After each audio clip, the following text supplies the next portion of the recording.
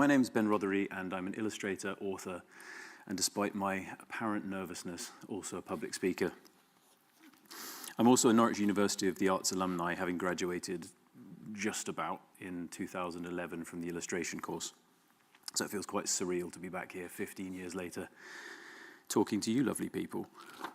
Over the years, I've done all sorts of illustration, from book covers to editorial, but I now work almost exclusively in the conservation space, working with publishers and wildlife organizations, from Penguin and Ladybird Books to WWF, the charity Not the Wrestlers, and lots of others. I also have a small print and licensing business and used to own a couple of shops in London, which we called Hidden Planet, but I closed those last year to move back to Norwich and sort of concentrate on what I actually enjoy doing, which is drawing and writing about wildlife and speaking to folks like yourselves. So that's my studio and sort of a little bit of me drawing. We'll get to that in a minute. Now, I was asked to come talk to you guys today about a subject of what you're worth and the idea of how to price yourselves as a creative, and deliver a session which covers the way to calculate your day rate and how to make informed decisions when pricing yourself as a creative. So I went away and mulled over this for about a week, and then in my contrarian ADHD way decided to go on a side quest instead. Bear with me. It'll all make sense in the end, I promise. Now, I'm aware that there may well be people in here from a range of disciplines, so from photography, graphic design, hopefully some fellow illustrators.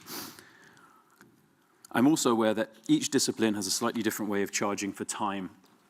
And to make matters even more complicated, we're all at different stages of our career, and everybody's creative practice is enormously different. So I thought it would be unhelpful to present you all with a set of rules that I don't use within my own work. I decided instead to explain the way that I look at my work and at jobs, and how I assess things on the basis of value rather than price. And then look at a matrix that I apply to things to help me make those decisions. So the way this is going to work is I'm going to talk for a bit and provide some examples of things that have worked, things that haven't worked, the numbers that I received and how I calculated my sort of decisions. I'll try and be really open. I'm happy for people to interrupt with questions. And then at the end, I'll do a little Q&A, because I'm aware that there's a workshop that I'm going to be doing after this, but not everybody might come to that, so I've sort of built a little bit of Q&A time into this as well. So feel free to kind of shoot your hand up or just shout at me, that's fine. So I've heard people talk about a traffic light system when it comes to pricing. And calculating a day rate. So that would kind of be like red being the absolute minimum that you would be comfortable with or that you can afford to do a job for. Amber being sort of like either the amount that you're sort of happy with or the going rate or like the median amount of money that a given job is worth. And then green being your ideal amount, or what I like to describe as fuck you money, an amount so unreasonable that you almost feel like you're sort of robbing the client and you'll do almost anything to get it. Now, for context, I've been doing this professionally for 15 years and I've gotten fuck you money once. It was this year.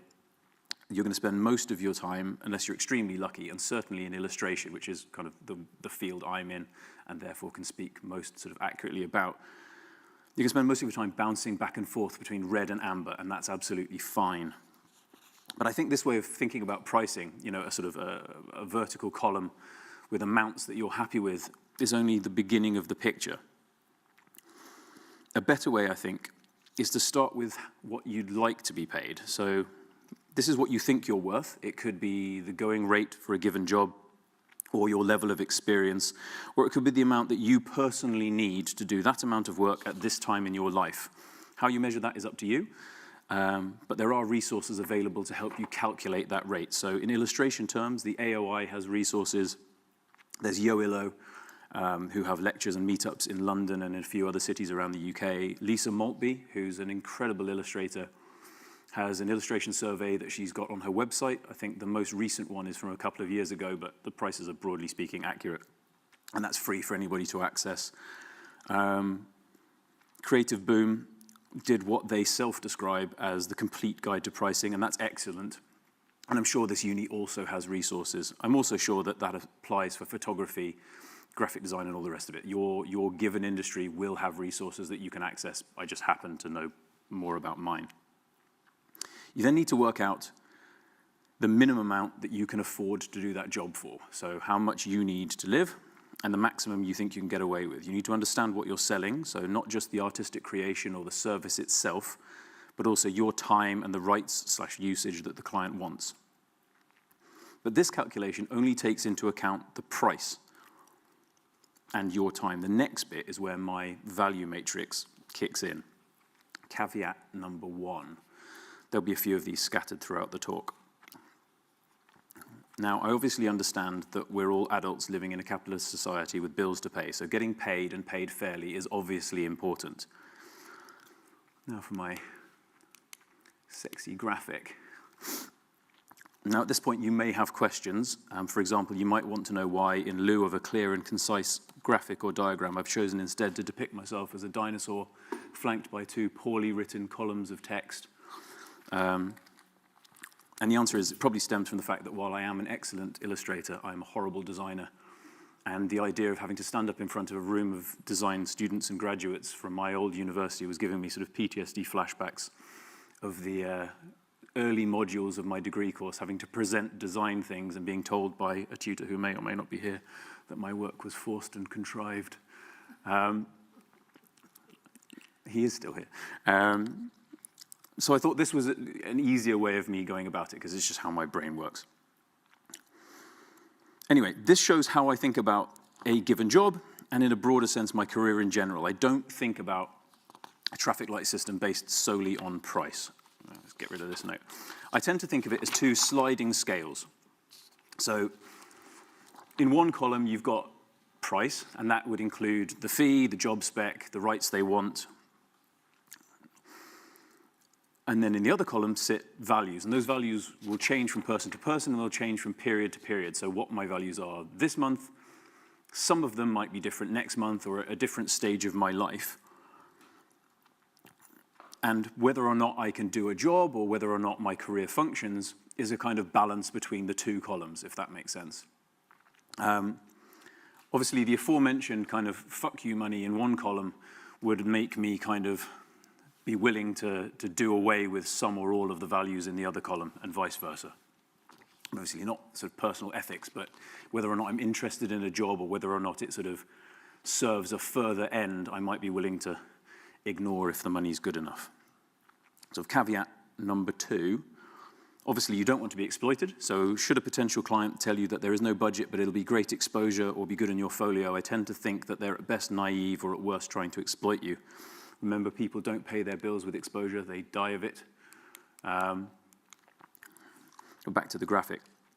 You, any of you, may take a view that for you, it makes sense to do a job for a reduced fee or no money or sign away certain rights that you otherwise wouldn't, because you've decided that you'll get some other value in exchange. But only you can decide that. Nobody can kind of make that decision for you.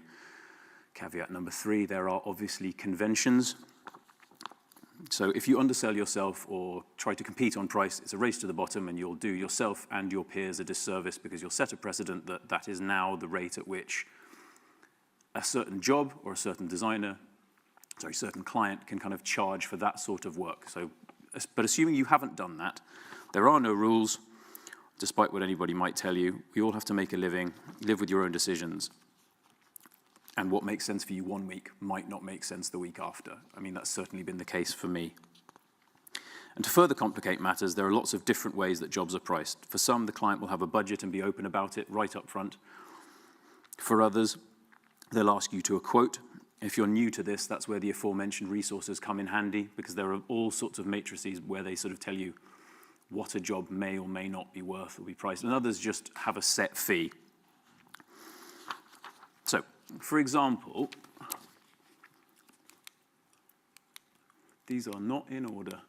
Anyway, for example, lots of publications have a fee for X type of job. So shortly after I graduated, I spent about a year illustrating recipes for the Metro, which was about as exciting as it sounds. And they paid £150 for a spot illustration. That's what the fee was. It didn't matter who I was. It didn't matter what my style was. If it wasn't me, it would have been another illustrator. That's just what the job paid.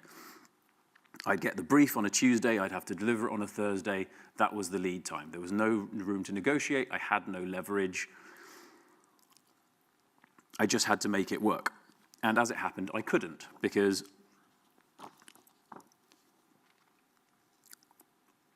I'm slow, basically. My work takes a long time to produce. So at this point, I started really hard thinking about the idea of value rather than price as the primary determiner as to whether or not I could take a job and whether I could make illustration work as a career. And I will get to the point, I promise. I just need a brief step back here for a second to provide some context for what comes next. When I was a student here, a tutor who may or may not still be here, different one to the one I mentioned earlier, told me, and I quote, that my work was too old-fashioned, took too long to produce, wasn't commercial, and that I would never make a living out of it. As you can tell, I'm totally over it. I haven't held a grudge or anything like that.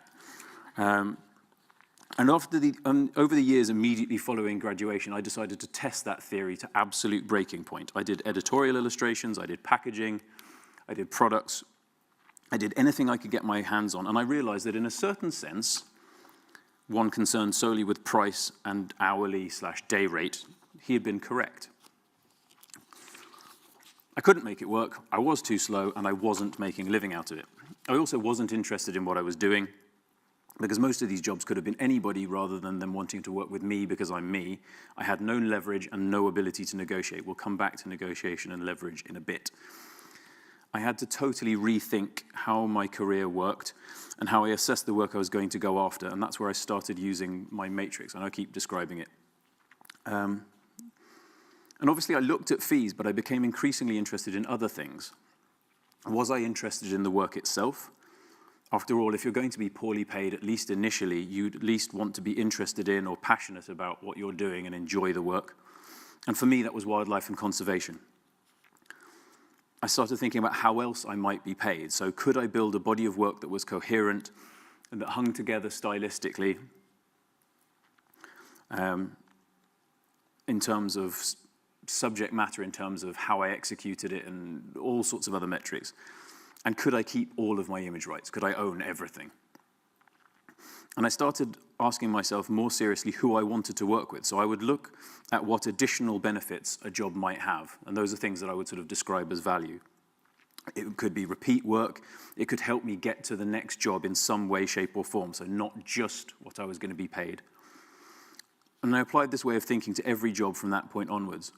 I also started thinking really hard about whether or not they were working with me because I was me, or if I could have been any other illustrator. And the reason I did that was because if it's the former, I might have some leverage, some ability to negotiate, some way of getting additional values rather than just price, because price is often the hardest thing to shift.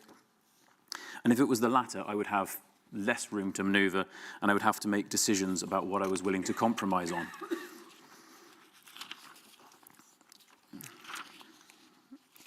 And what I realized was that if I didn't have the ability to negotiate and gain any additional value for myself, I learned the value of saying no. I just started turning stuff down. So over the next 10 years, so from around 2015 onwards, I started to specialize into wildlife illustration. And most importantly, I kept the rights to every single image I produced from that point onwards, more or less. As a consequence, I've built up a huge image library, all of a specific style or a couple of styles, and in one area. And as a result, I've built a career on reuse. So if you want a magpie, for example, I can ask the client, what pose do you want? I've got 4. And the same applies to any number of other species.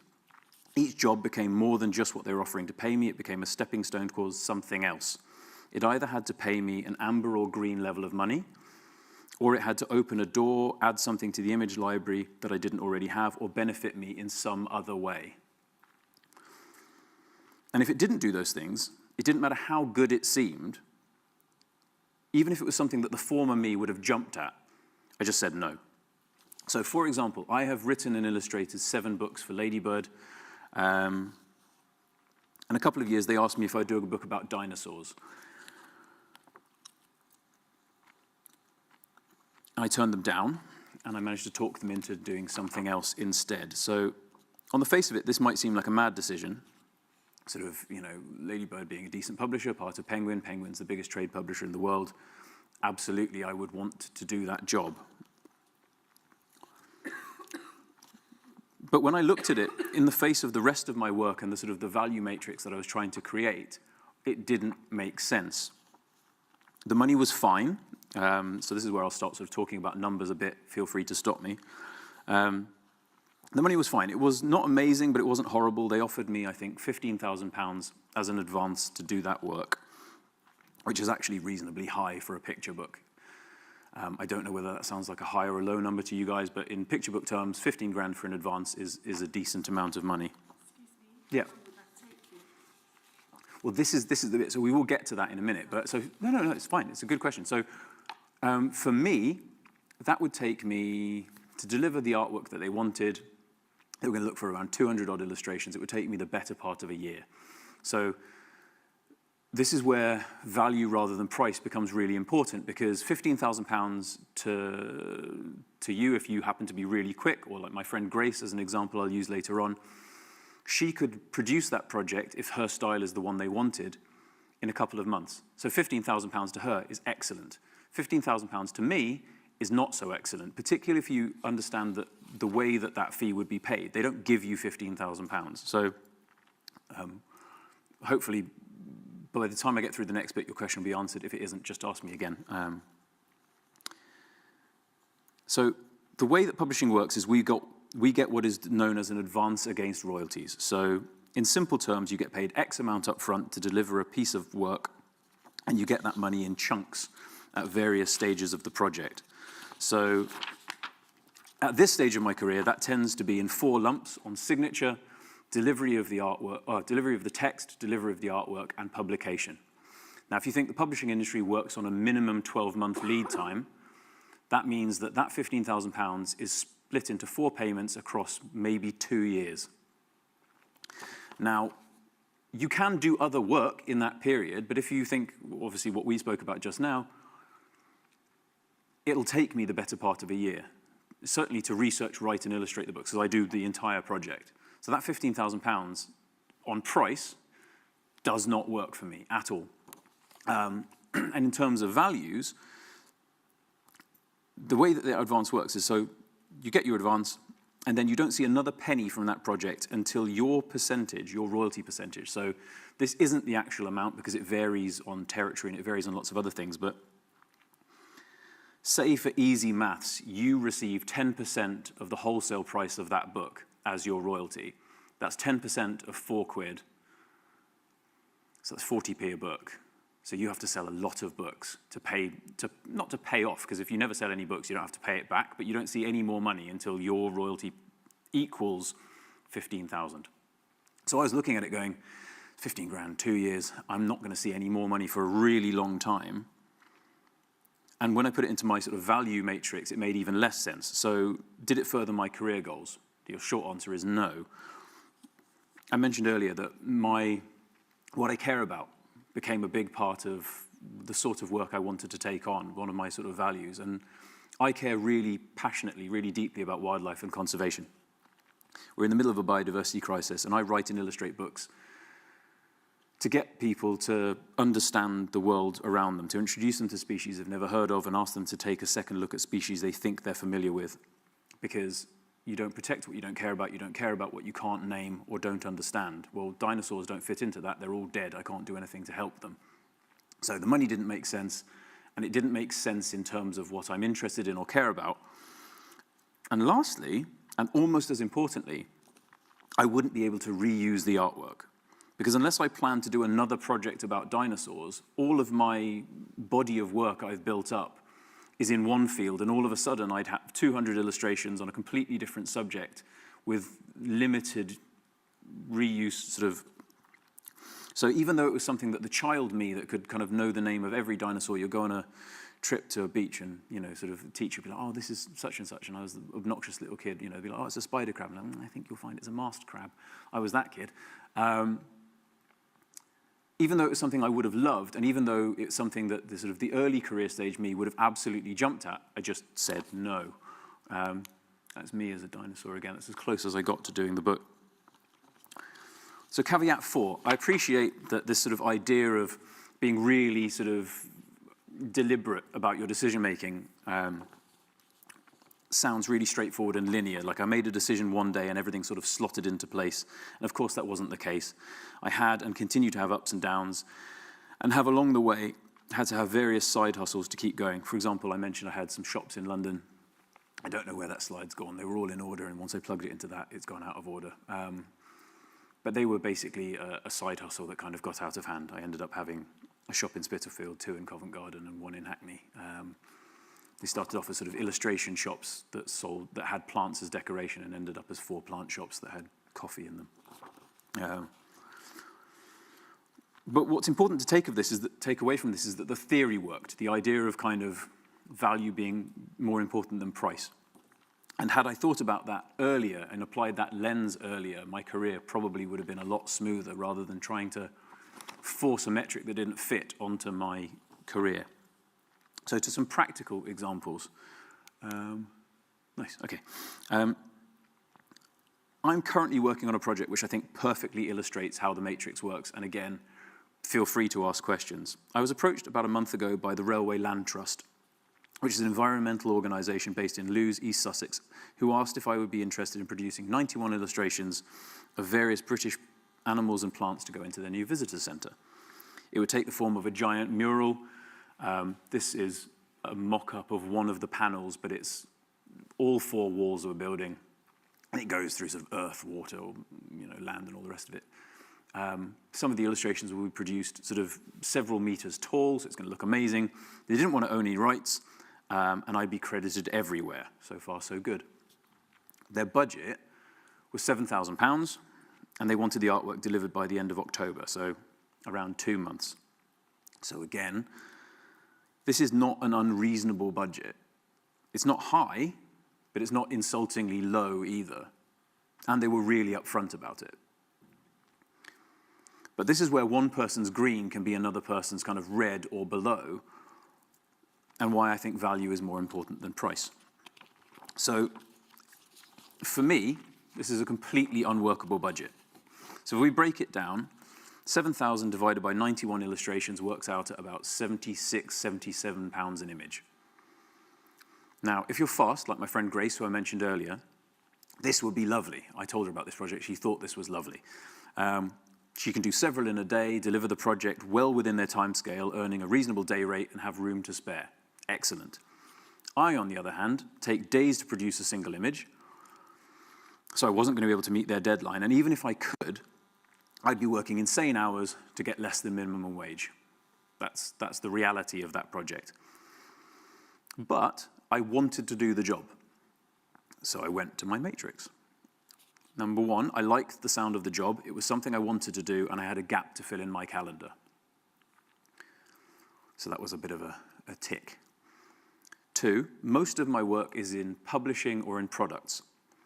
And I really want to do something, I want to see my work sort of reproduced on large-scale installations a lot more.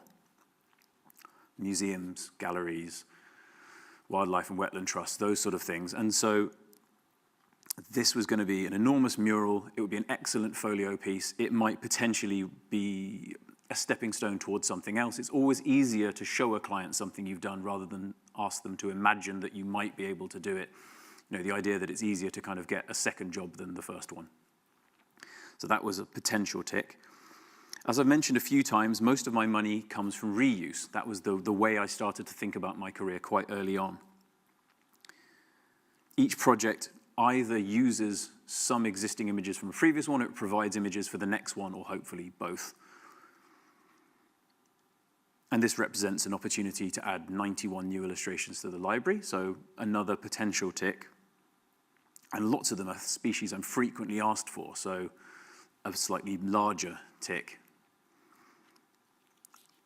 And around a third of the artwork that they wanted was going to be plants.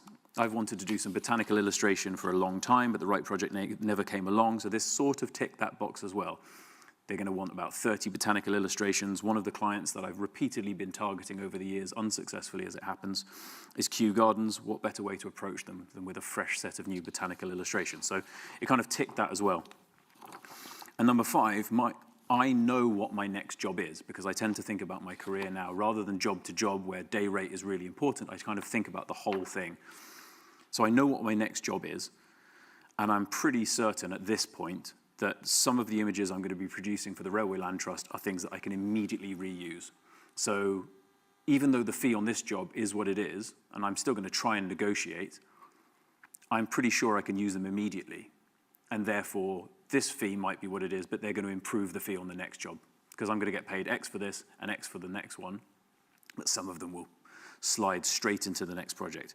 And then lastly, they approach me. So I hoped, at least, that I would have some leverage. And this is where I'm sort of saying, if you work with clients or try to work with clients where they want to work with you because you're you, and obviously I appreciate being selective is a privilege that comes with time and all sorts of other things, but if you can try and work in that way, you have a far better chance of kind of gaining some of those additional values for yourself than if you do jobs where you could be literally anyone, because then you just have to take the terms that are on offer.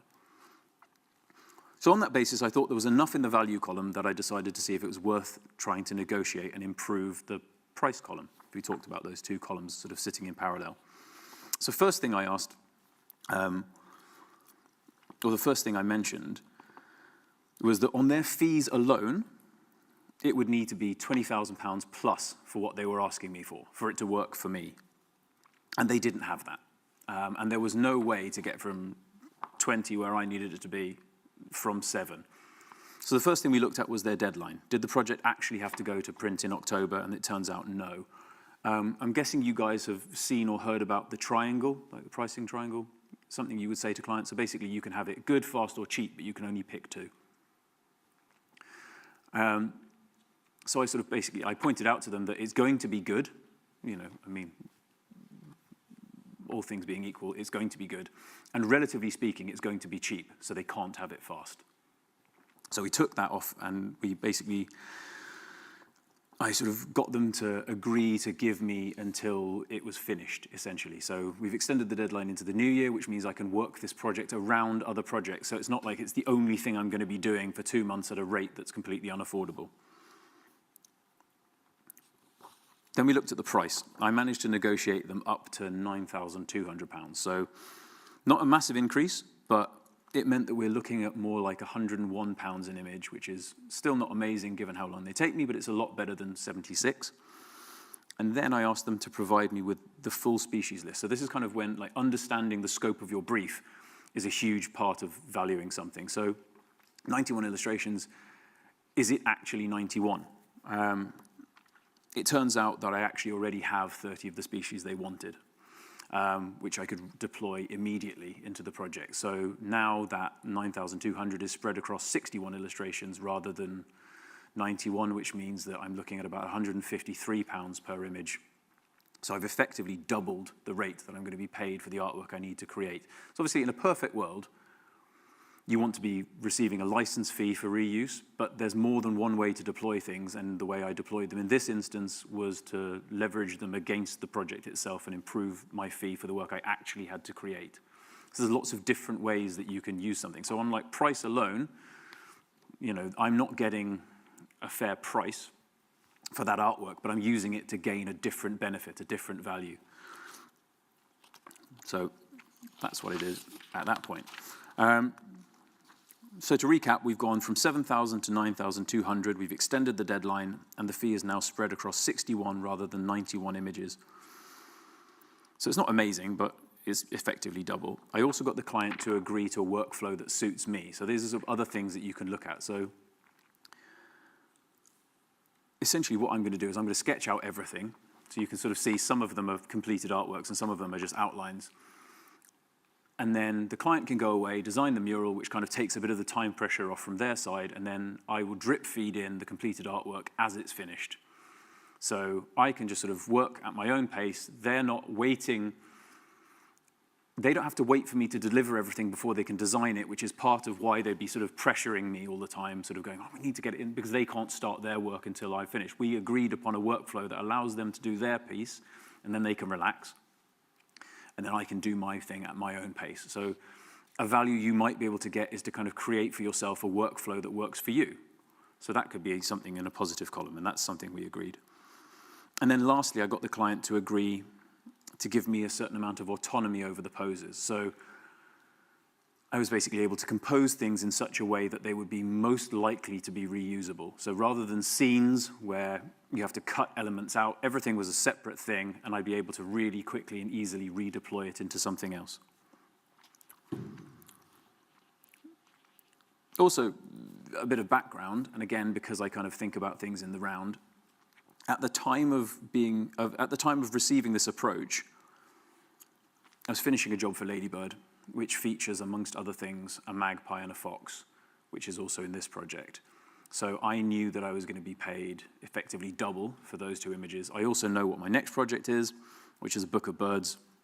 They require about 200 individual illustrations. 70 of them already exist within my collection, and the Railway Land Trust is going to give me another 15 that will flow straight into that project. So,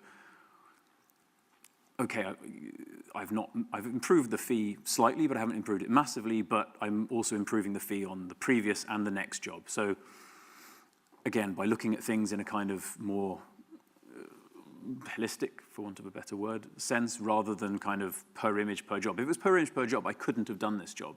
But because I was able to kind of apply a slightly different way of looking at my career in general and this job specifically, I was able to find a way of seeing things that would allow me to actually do this job, which is what I'm currently working on.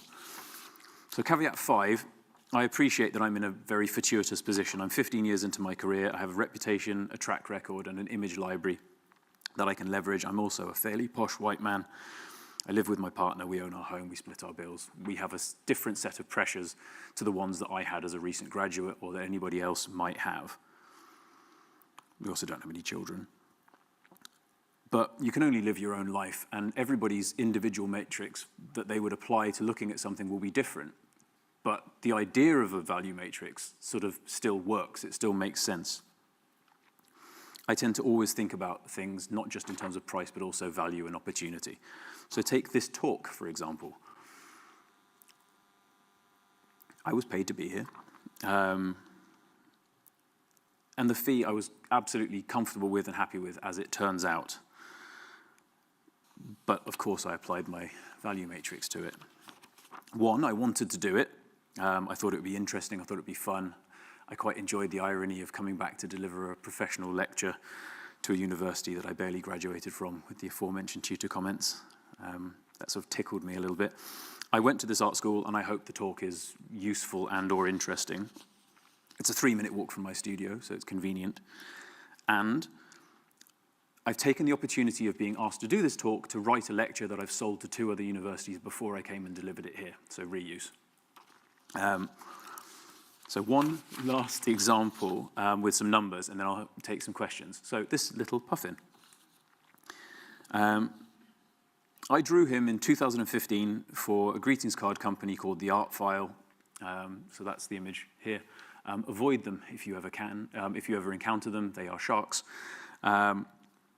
I was paid, I think, £250 at the time, and it took me half a day to produce. So fine. But I kept the rights to it. In 2016, top right-hand corner, I licensed it to John Lewis as part of a range of bed linens and cushions, and it sold there really nicely for around 3 years. In 2018, where's he gone? Okay, it's not there.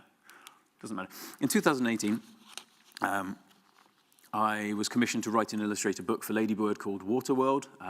Yes, I did name it after a terrible Kevin Costner film, which they figured out shortly after it went to print, because I like to self-sabotage.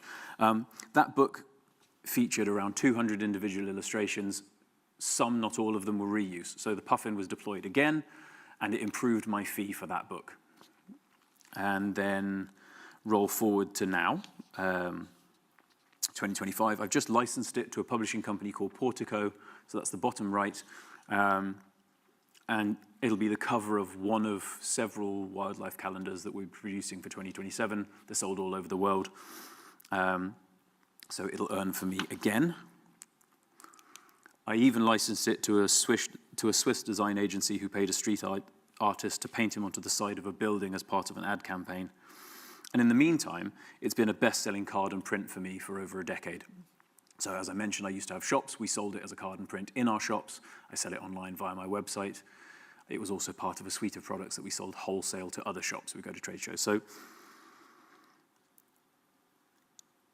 although I was only paid 250 quid to create the artwork originally, it's had at least 6 separate uses and earned me thousands of pounds over the course of its lifetime. So kind of value, not just price. Anyway, I hope that made sense and was sort of vaguely useful. If people have questions, I'd really love to hear them. I appreciate this is quite specific to me, but I can only talk about my own work. Yes? Yeah, hi. So you've been talking a lot about portfolio library. Yes. So I was wondering, how did you start out by creating a portfolio library when you left uni, whilst also maintaining that sort of creative uniqueness? Okay, so the short answer is initially I didn't. So as I mentioned in the talk, I spent the first part of my career, obviously, although this is the work that I wanted to create, when I graduated, I kind of was birthed out into the world hopelessly unprepared, like most of my peers. Even though the university, I think, did its best to prepare us, that just isn't what happened. And we all sort of felt that the 2 types of work you would go into were editorial or publishing. And bits and pieces of other things, but primarily that's what it was. And that just did not work for me. You know, I tried. I mean, I absolutely tried, but it did not work. And so I was sort of doing bits and pieces of the work that I wanted to do, but it wasn't really working. So when I decided to take a step back, I initially started kind of going to markets and fairs. So some of it was essentially self-initiated work. So I would produce wildlife art. You know, I had the odd commission, so I kind of knew that people would buy what I was selling. I produced a bunch of cards and prints. I went to a bunch of markets, initially the Bath Artisan Market, because I'd ended up leaving London and going to the West Country for a bit. I would sell them to people. I kind of thought of it as kind of paid market research, so who buys my work? Men, women, young, old, what demographic? The occasional shop would come and talk to me. You know, so, I have a little indie shop in Stow-on-the-Wold or whatever it is. You know, do you do wholesale? Do you have a price list? I was like, yeah, absolutely. I'll send you the price list. Go home, make a price list, send it to them. And over time, I built up a collection of work. I was being paid, not very well, but I was being paid. Because I was producing cards, I sort of came across the radar of companies like the Art File. Because I'd learned the value of kind of keeping everything, I gave them a very tight license, so they could only do greetings cards. They would have it on a rolling 2-year basis, so if the relationship didn't work, I could kind of claw it back. But it took me a long time to do that, but it partially took me a long time because by the time I sort of decided that I had to arrest the momentum of my career, I was several years in and sort of going, oh Christ, I have to basically stop everything and kind of start again. Whereas I think, had I kind of taken a positive spin from the aforementioned tutor's words to me, and sort of gone, actually, yes, look, your work is old-fashioned, but actually you can think about that as it sort of references traditional natural history illustration, like going back to like John James Audubon, so maybe there's a little niche there. Yes, it's slow, so actually that means that there's certain types of work I just shouldn't try and go after. You know, it isn't commercial. Well, okay, no, maybe it's not fashionable, but it's definitely commercial and it can be applied to lots of different things. So although it was maybe originated for, you know, a scientific purpose, you know, papers, books, whatever else, it could be reapplied to fabrics, wallpapers, products of all different sort of stripes. Had I sort of thought about that maybe from the beginning and thought about approaching jobs and my career in general by looking at things not just on the basis of price, I probably would have had a much smoother start. But the reality is it took time, you know, sort of. I can't speak, as I said, for photography or design because quite often there are salaried roles. There are kind of what you would be paid as a, you know, a junior, a middleweight, a, you know, sort of senior designer. And I can't speak for that. But in terms of freelancing and specifically for illustration, one, it can be a bit of a long game. And two, you have to kind of think about things in an interconnected way because if you think about the way that sort of book advances, as I mentioned before, the way that they're paid, if you think about essentially being paid by the yard, you know, like your hourly rate, you just wouldn't start. It depends on the fact that you hope that you're going to make passive income from the project in terms of royalties. But I learned very early on that because I owned all of the artwork, even though the book might not be coming out for 2 years, I could immediately start, as I was producing the artwork, I could start selling it. And obviously that required for me to negotiate those rights with the publisher. I mean, they would basically have asked for everything, but I was like, well, you can't have, the option to turn it into, sort of TV or a podcast. I'll keep that. That's mine. If you want it, you can pay for it. Turns out, if you make them pay for it, they don't want it. I want to turn it into products. Assuming I don't turn it into something that competes with the book project to come, well, it turns out that if you lean on them a little bit, they'll quite often let you have that. So it meant that the book might be coming out in 2 years' time, and I've just produced the artwork now for what doesn't really look like a great hourly rate, but today I can sell it to Mrs. Smith that lives down the road as an art print, and that money is immediate and it's in my pocket. I can license it for a greetings card, and it can start earning money that way. And so I figured out that I could start by keeping everything, by owning everything, by sort of looking at it in a more interconnected way. I could start earning from artwork, even though it might be quite some time before the book might earn me anything else, if it ever did at all. I don't know, does that answer your question? Does that make sense? Yeah. Okay. Anybody else? Yes? I have 2 questions. Yeah, go for it. First one, do prospective clients ask for original artwork? Never. Well, that's good. But do you mean, do they expect to receive the physical original artwork? Or No, I don't mean that. I mean, do they expect the artwork you make for them to be sent It depends. to them? It depends.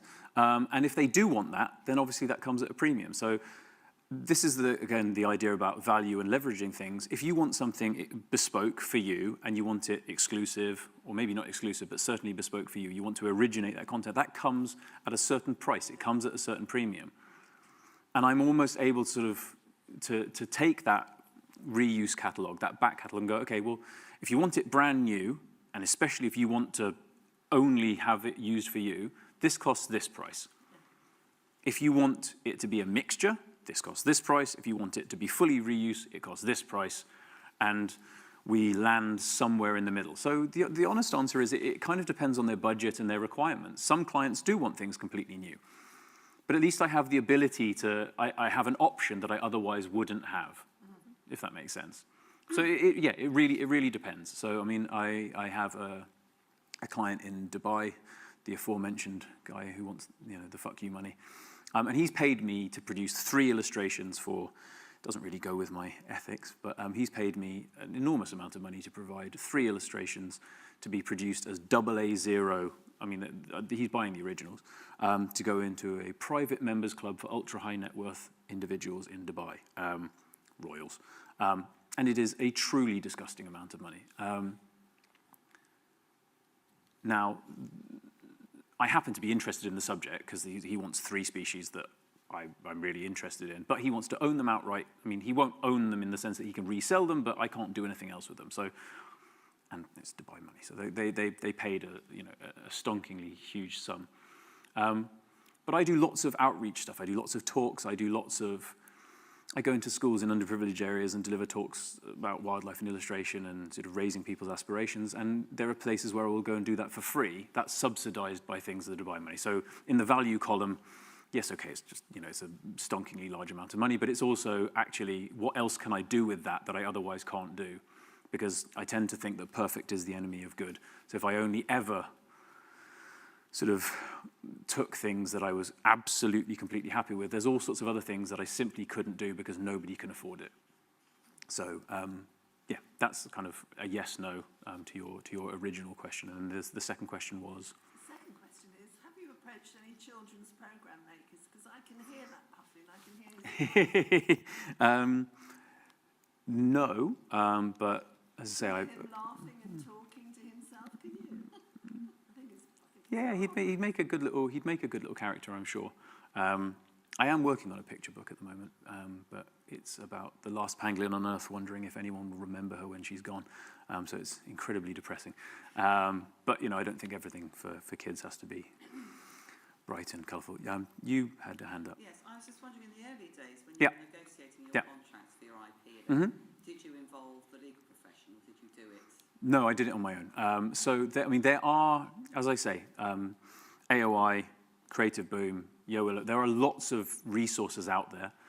There are also, thankfully, sort of some conventions within the industry. You know, people, if somebody doesn't understand that you're going to negotiate with them, give them a massive swerve, because they either don't understand and they're naive, or they're directly out to exploit you. So a certain amount of negotiation and horse trading in terms of rights and IP is expected and understood. But the reality is I also just made lots of mistakes. You know, I gave away things that with hindsight I shouldn't have done.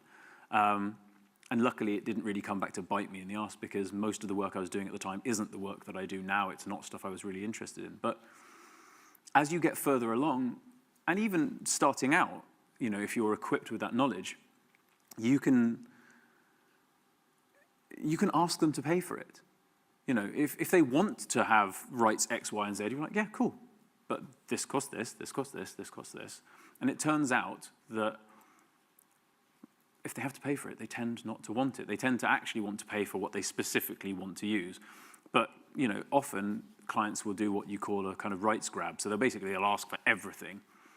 And then you can kind of work back from that towards what they actually need and what you're actually willing to give them away, or what you're willing to give away. But in the instance of, you know, jobs where it's, you know, quite low paying, set fee for that particular job, you could be anybody, you will have less leverage, you will have less room to negotiate, the terms may not be great, and that's when you kind of, again, sort of applying the idea of a bit of a value matrix to it, you might sort of go, the money's fine, you know, because even though it's not, maybe it's a low amount, but, you know, again, somebody's red being somebody else's green, you know, you might look at it and go, well, 150 quid, I could do that on a lunch break. Fine. But applying the other matrix to it, you might look at it and go, yeah, but this is something that's really similar to the work that I'm trying to keep for myself. And if I give it to this person, I'm essentially going to be at some point in competition with myself. And so looking at my career in a longer sense, rather than just specifically at this job, I cannot do that. So, you know, that could be a hard line for you. But no, I didn't take legal advice. I mean, I spoke to other creatives. You know, people tend to be quite helpful. I looked at lots of the free resources that exist.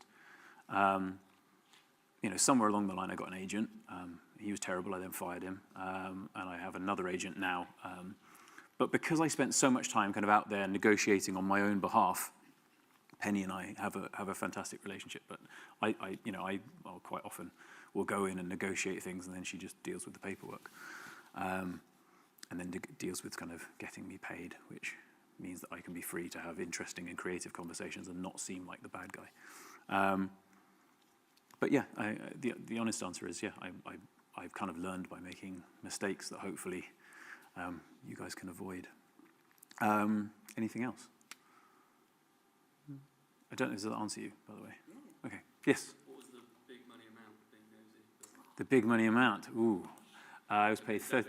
No, I'll tell you. I think, look, being open is not a brag. Being open, like I say, I've only had it once, and I'm 40 years old. I was paid £30,000 per image. For context, the Railway Land Trust tried to pay me £7,000 for 91 images. So most of your career is spent around that sort of level. I got one thing, and I said yes to it, obviously, immediately. You know, I may never get that again. So, you know, it is what it is. That open doors in Dubai?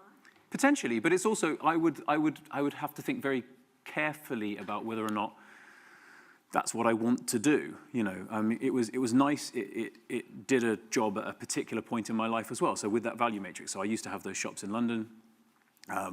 We closed those businesses and moved to Norwich. I let 14 people go. And I went bankrupt, at least where that was concerned, because I tried to run 4 retail shops in London during a cost of living crisis, having somehow managed to muddle through, you know, Brexit, COVID, and cost of living, and by the situation getting worse. But luckily, I'd kind of kept doing this at the same time, so, you know, I'm fine, and I'm, you know, so when that Dubai thing came along, at another point, I might have looked at it with my value matrix and gone, money's great, but look who it is. But where I was at that point in my life, I was like, absolutely, I'll take that. So yes, it might open doors, but they may not be ones I want to go through. But at least at that point, it was something that made sense and that I wanted to do. I'm conscious that we're probably sort of starting to overrun a bit now. So the way that the workshop part is going to work is because, as I mentioned at the beginning, I didn't want to kind of try and give you guys a sort of really simplistic traffic light system and set of rules that I don't apply to my own work.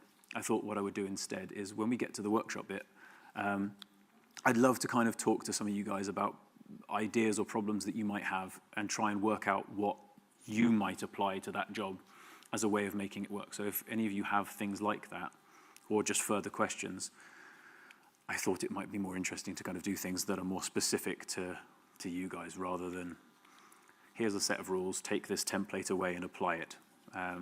So that's kind of how the next bit will work. But I think that's us. So thank you very much. It's very surreal being back here. So. But yeah, I think, is anybody coming to the next bit after? Oh, lovely, beautiful. Anyway, hello everyone. It's awesome that you're all here. I recognise a few faces. We'll go up there. Lisa, yes. We've worked together, by the way, sorry. Yeah, it's going to be a really interesting talk because it's not just for graphic design, which is my background. So I'll give you a quick introduction of, I guess, who I am and what I do. And then it'll be really interesting, obviously, to find out about who you are later on in the workshop. But what I'm trying to cover is a lot more broader in the sense of how to pitch. Because as a graphic designer pitching is completely different as, say, a fine artist or a freelance actor, right? So it'll be completely different. But hopefully, I found a common theme in what I believe is good pitching. And there's some real simple steps in here, but some really powerful steps that has kind of changed the trajectory of what I do and my freelance career as well. So hopefully it helps you. There will be a few interactive things in there. It's not awkward. I'm not asking you to get up and come up here. It will be on your phone. So if you've got your phones, that's a good thing. If you don't, you can talk to the person next to you. It's all good. I have to warn you, I'm quite a playful and curious creative. So there's some profanity in here, but I'm not sorry about that because that's who I am, right? But I am giving you, yes! But I am giving you the warning just in case you need to do that or that, okay? But anyway, so I am Andy. My name's Andy Judd, and I've been designing as a graphic designer under that label for about 26 years. When I first started out in the music industry, and then I progressed into CBeebies. Anyone know that? And then I went into packaging for Urban Outfitters and Debenhams. So quite a random career, right? Music industry, CBeebies, and then packaging in the high street stores. So that's going to be the theme of what I do here because I've progressed into doing teaching, but I also do freelance on the side. And everything I do now is aligned to my creative values, which is what I'm going to talk about and how it can feed into your own pitching. Just out of interest, how many designers are here, like graphic designers? Cool. That label, right? It's like such a pigeonhole thing. But that's good to see. So we've got about 4. How many fine artists? Any? Yes, 3 fine artists. Any kind of animators? Nice. Game designers? Okay. Yeah. Okay. Own that one. And I could carry on. Who have I missed out? Any acting? Okay, well, we'll find out more later. Okay, so today I'm going to talk about turn pitching into bitching. There's a reason why I'm going to kind of be quite playful with this, because I think you shouldn't take pitching too seriously, which sounds quite drastic, especially if you're trying to gain a client, and especially if you're trying to pay your mortgage with that client. But there's a reason why I'm doing this. It's important to be this type of person when you're pitching. I mean, this guy's living his life, and I love it. I'm here for it. But it is important to have an inner confidence, whether you are extrovert, whether you're introvert, or whether you find it hard to network, or whether you find it hard to talk to people, right? In general, about your work. Because at the end of the day, sometimes talking about your personal work can be the hardest thing, right? So for instance, if you've spent hours and hours and hours and months and months and months on a piece of work that you're really proud of, it can feel quite hard to be able to pitch that to someone and get rejected or not win that client, right? It's a real confidence knocker. But you need to remain true to who you are and what you do and align yourself to the right clients to gain more work. So most of the time, it is about creative values and how you communicate it. Like I said, you know, we're all different disciplines in here, which is really exciting and something that I get really excited about. I don't actually call myself a graphic designer anymore. I call myself a graphic artist, and that's because I don't want to be pigeonholed in just doing graphic design. I get more joy in doing music videos, and I do get more joy in collaborating with people in the queer space on some really important kind of exhibitions and festivals and things like that. So, yeah. Once I found out my creative values, I was more confident in being that person rather than being Andy, graphic designer. So we'll learn that and how to do it. So, I hate doing this, and I'm not going to... Oh, sorry, I didn't realise there was sound. I'm definitely going to skip that because it's got shouting and screaming in it, and it's me doing my punk stuff. But let me quickly go back, and I won't play that video. I didn't realise there was sound on it. But I am a bold person. I never used to be. But I'm a bold person, and that is through kind of mistakes and learning throughout my career on what works and what doesn't work, and more importantly, who I align myself to with work. If that's the one takeaway that you can take away from today, is align yourself with the people you want to work with. It is a simple solution. And what I mean by that is be spontaneous. So the one in the middle, I had never created a mural before in my life. But I connected with someone because I had the right values, and we managed to kind of connect through a networking event, and I saw what they did on LinkedIn, and I liked what they did, so I just said, hey, what do you do? And they asked back and forth, and then eventually it was like, oh, by the way, do you do murals? And I went, yes, I do, but it was for the walkie-talkie building in London, so it was huge. That's just a small snippet of the gangway going in. But by being spontaneous and kind of just going, why not? What have I got to lose? I got to do the whole mural for the walkie-talkie in London, and I had never done a mural before. So that's the whole point, right? Now, some of you might be like, okay, well, I don't have necessarily that confidence, or I don't feel like I could go to a networking event. I hear you. I hate networking events. I can't stand them. I prefer more organic ways, coffee shops, meeting in the street, or kind of meeting a friend for a friend, or... my other creative value is curiosity, or by doing workshops in the LGBTQ community centre in South Bank. If you've never been there, it is a phenomenal space in South Bank, and it's all free, so it's pretty cool. But yeah, so because I'm bold and I'm spontaneous and I'm curious, those three words are the things that I carry with me with everything I do. So anyone that I connect with, I make sure that they're bold. Yep. So there's someone in here called Lisa that I worked with and that I still want to work with, and we continue to make magic. And it's never monetary. We do it because we want to have fun and because we want to play and we want to encourage each other. So, and because we're both bold people, we're going to connect, right? We're both spontaneous. One of us has ADHD, and I've been told that I might have it. And the whole point of that is because we're never sitting still. We always want to do different things, so we're spontaneous. And also, we're both curious people, and our curiosity takes us into some amazing spaces. So that's what I mean about know your values and then connect with jobs, clients, and spaces, and then those spaces will basically welcome you in, like the LGBTQ plus centre in London. Yep, skip that. So how do I know my creative values? I'll be honest with you, I thought that creative values were a bit of a myth. When I was 32, I went through 2 redundancies and an insolvency in the space of 5 years. So that knocked my confidence. I thought graphic design was done for me. Don't want to do it anymore. And I wanted to become a postman because I thought it would be a great job. You're outside and I get to have a lot of my free time. But that's because I didn't know my values and I was working at a place that wasn't connecting to my values. So what was happening every day was this, just clashing. And I don't mean in a negative way, but just like everything to do with work and everything to do with what we were basically doing on a day-to-day basis. So I did see a life coach. Now, at the time, I rubbished it, and I was like, no, this is ridiculous. I don't need to see a life coach. I know my own kind of person. But what my life coach said to me, and I did only one session, and this question always sticks with me. She said, if there's one thing in your house right now that basically sums you up as a person, what would it be? And I thought that question was ridiculous. But if you try and do that when you go home today, just one thing today, go in your house and just try and find one object, just one object. I know it sounds ridiculous, but if you find that one object and go, that's me, then you'll start to see why. So I'll give you an example. My one was a gold pineapple from Dunelm.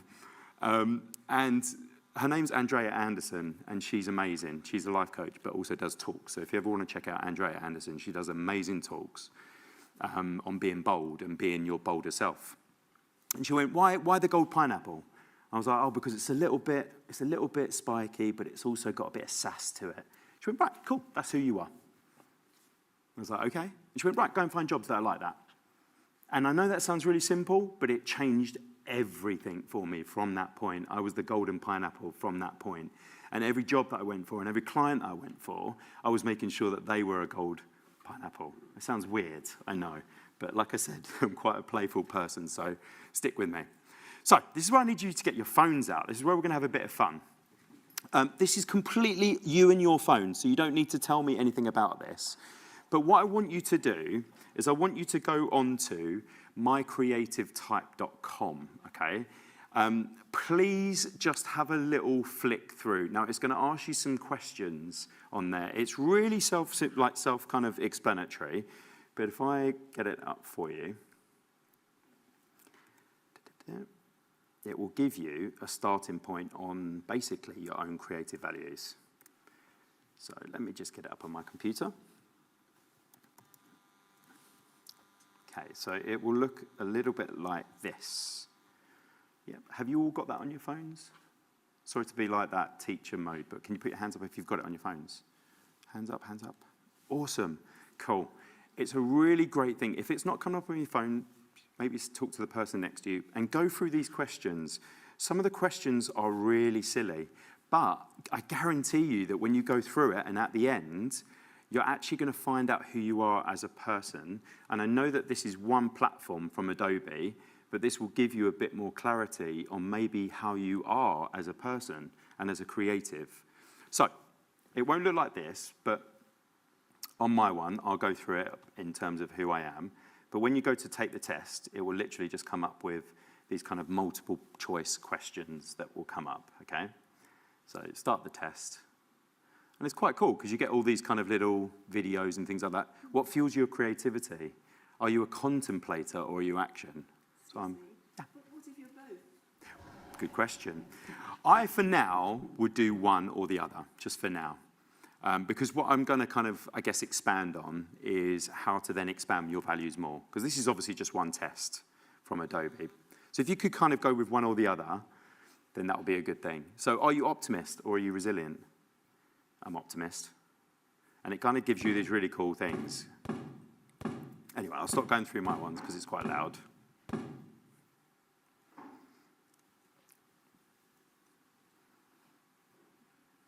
I think I'm best when I'm working with clear parameters or a carte blanche.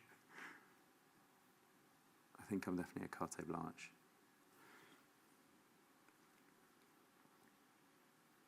When you've finished, if you could just shout out, that'd be awesome. If you could let me know. Because as part of the workshop, I would then like you to just type out 3 keywords that you've found out about yourself through that test, okay? It's anonymous, so your name's not going to come up. But once you've finished the test, if you just quickly take a photo of that, it will take you to a VVox poll that will literally instantly say, what are the 3 words that have come from that? If you could try and summarize them in 3 words, that will be amazing. Are some of you surprised by your outcomes? So for instance, Lisa, what did you get? Oh, okay, you're looking at, okay, cool. What would you think you would be? Yes, it's the best way. Everyone else okay with that? Awesome. Cool. A big tip as well is try not to, because I did this, I overthought it at first, but then I got rid of it and then done it really quickly afterwards. And usually they're the better outcomes that you get. Let's see some of these that are coming through. Let me just see. Okay, we've got a few more people to come through, and then we'll look at some of the results. Lisa, does this QR code work for you?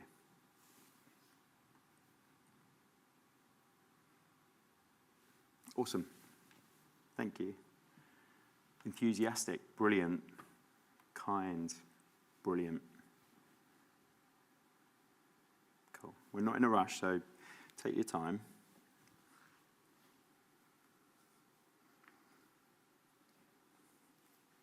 But yeah, it's just this QR code here for you to put some of the keywords that are coming from that. Who did you get? Just out of interest. Oh, these yours? Amazing. I love that though. Kind, adventurous, and enthusiastic. Brilliant. That is a great combination. Andy, I'm going to have to get you to do another selfie at the end. Okay. It didn't work. Didn't it? Do you want me to show you your selfie? No. Was it all blurry?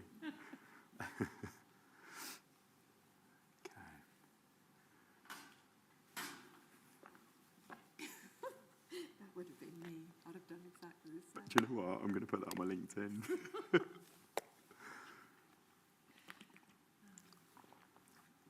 Okay, let's get a few more on there. Is this working for everyone else? Analytical, brilliant.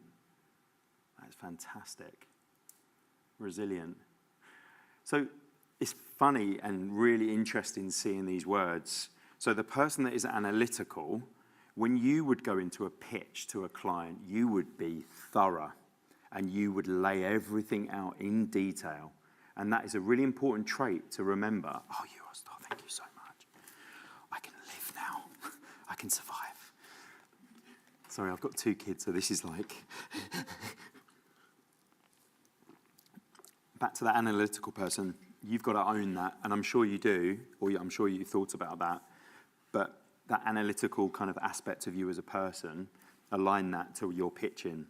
Logical, absolutely. Take them through the steps of what you're doing and what you're trying to communicate. Energize, well, yeah, make sure you're that energetic person in a meeting and don't shy away from it. Okay, if there's a client that doesn't necessarily understand that or doesn't connect with that, then that's okay. You're not the person for them. Okay, it seems quite cutthroat, but it is really important to lean into these kind of values. Observant, strategic, I mean, that's really handy in branding. Intuitive, idealist, pioneer, kind. Okay, I need to know all of you. You sound like really cool people. Idealistic, nice.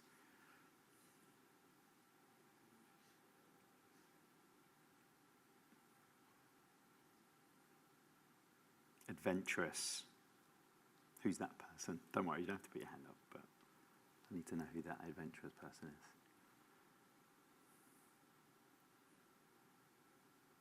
is. Okay, awesome. I'm going to carry on with the presentation because these words will start to make sense. But every single one of these words here is independent and it's you, okay? That's you as a person. Pitching, especially in graphic design, can become very one level. And what I mean by that is, I'll give you an example. The client that I'm about to show you, I'm going to show you feedback from the actual client, recorded. I've asked them for their, if I could do that, and they said, yeah, absolutely, which is pretty rare to show you a Teams call of me being given feedback from the client. But I'm also going to show you how and why we connected, because they're an architecture firm, and originally I thought that might need an analytical, resourceful, and maybe an observant person, okay? But because I got to know the client, I realized that I was aligned to them, regardless if they were an architect firm or a games company. Does that make sense? Yeah. So the power of your alignment with that client can make the difference. Okay, brilliant. Thank you, everyone. Let me just go back to the Prezzo. Okay, so you get like a little summary, right? I would print that out and I'd keep that as your thing. So I'm an expansive thinker who brings people on a journey, helping them process emotions, transforms apathy into hope, and unite around a shared vision. Mad, isn't it, Lisa? We've just done a music video together, and the whole point of our music video was to bring people from different disciplines to celebrate their uniqueness and to give them a voice, right? So that's the point. And I know this is just Adobe, and it's adobe.com. Obviously, you can, look into this more, and I definitely recommend looking at Andrea Anderson, and looking at values and how you can align them to your pitching and how you can become more confident in the work you do, and rightly so. Does anyone know the Peloton bike? Okay, so we got a Peloton bike in COVID time, which was a complete mistake because we haven't used it since the pandemic. But the way I like to explain sometimes values and how you pitch is basically the Peloton instructors. So out of these Peloton instructors, can anyone guess which one that I always use for my workout? Can anyone guess? Anyone just want to shout out? I know it's a bit awkward, but which one do you think it is? Not safe for work? Which one? Not safe for work? Yeah, it is. It completely is. And you know why? Because I feel a bit like, oh, yeah, I don't want to be too serious. I want to have a bit of fun, right? But that's because of my values and because of who I am. But then there might be someone like Cody who is so over the top. It's crazy. He's not really doing a workout. He's just like dancing and slut dropping and doing all sorts of things when he's doing his thing. But that's cool. That's for someone else, okay? But that's the point, right? They have variety and they have diversity in what they're doing, and they know each other as who they are as an instructor. So hopefully it will start to make sense for you to start aligning yourself. So some of the clients that I've worked with, sometimes the hardest thing is getting clients, right? Or actually getting the client and getting money from the client. So I'm going to show you three things. I'm going to show you stages of how to possibly kind of show them how and what and when you want the money, because it's important to be transparent from the beginning. Obviously, that's just one way of doing it. There's multiple ways of doing it. I'm going to show you another way of getting the client, and then more importantly, communicating with the client. So these are recent clients that I've connected with, right? Now, my values, spontaneous, bold. So you can imagine that these people here are bold and spontaneous. They are. Tina Tooley is an absolute powerhouse, does like kind of off-screen typography, is an enigma in the world of creativity. And she's bold, and she's unapologetic. People say she's arrogant. She's not. She just knows what she's good at. Snask, they don't take themselves seriously. They're a branding agency in Sweden. And for their Teams call, they wear fancy dress. I like you. I want to work with you. So we've connected. They're doing a guest lecture at Norwich through our connection. Tina Tooley's coming in to do a workshop just through a connection. Unicorn magazine, I didn't know what it was. I wanted to do an article about being a queer dad. Reached out to them, told them why I wanted to do it. We became friends. We done work together. I did their magazine front cover. Do you get the point? It's like setting that seed because of what and how you align yourself to these clients is why you get genuine connections back. And then those connections become a long period of time, like the LGBTQ plus center in there. So I go there every year now, and I do a workshop because you start one, and then that connection leads into another, word of mouth, word of mouth, word of mouth, and it carries on. Lisa, as I keep saying in the crowd, we connected when I moved to Norwich because I saw that photo. I was like, I need to know this person, and we created a music video together. Baller FC, I love women's football, hate men's football, rubbish. Women's football's way better. So I connected and I reached out to Baller FC, which is a women-owned community in East London, where they give spaces to women to watch football because they don't feel welcome in pubs to watch men's football, which is pretty cool. So connected to those, and we're figuring something out. How do we work together? Again, just conversations. I'm not going in there with a pitch straight away. I'm just having conversations. And that's what leads to other things. So now's the point of going to get them, right? This is the hardest part. You can do connections. You can, add someone on LinkedIn. You know that little connect button. Or how many of you do a connect without note? Just out of interest on LinkedIn. A few of you? Okay, cool. Yeah, I'm going to give you some tips on LinkedIn. So obviously I've grayed out everyone that I've reached out to, but I'm giving you real insight. Like, this is personal stuff. So this is how I reach out to people on LinkedIn. A lot of people rubbish LinkedIn. LinkedIn's been a game changer for me.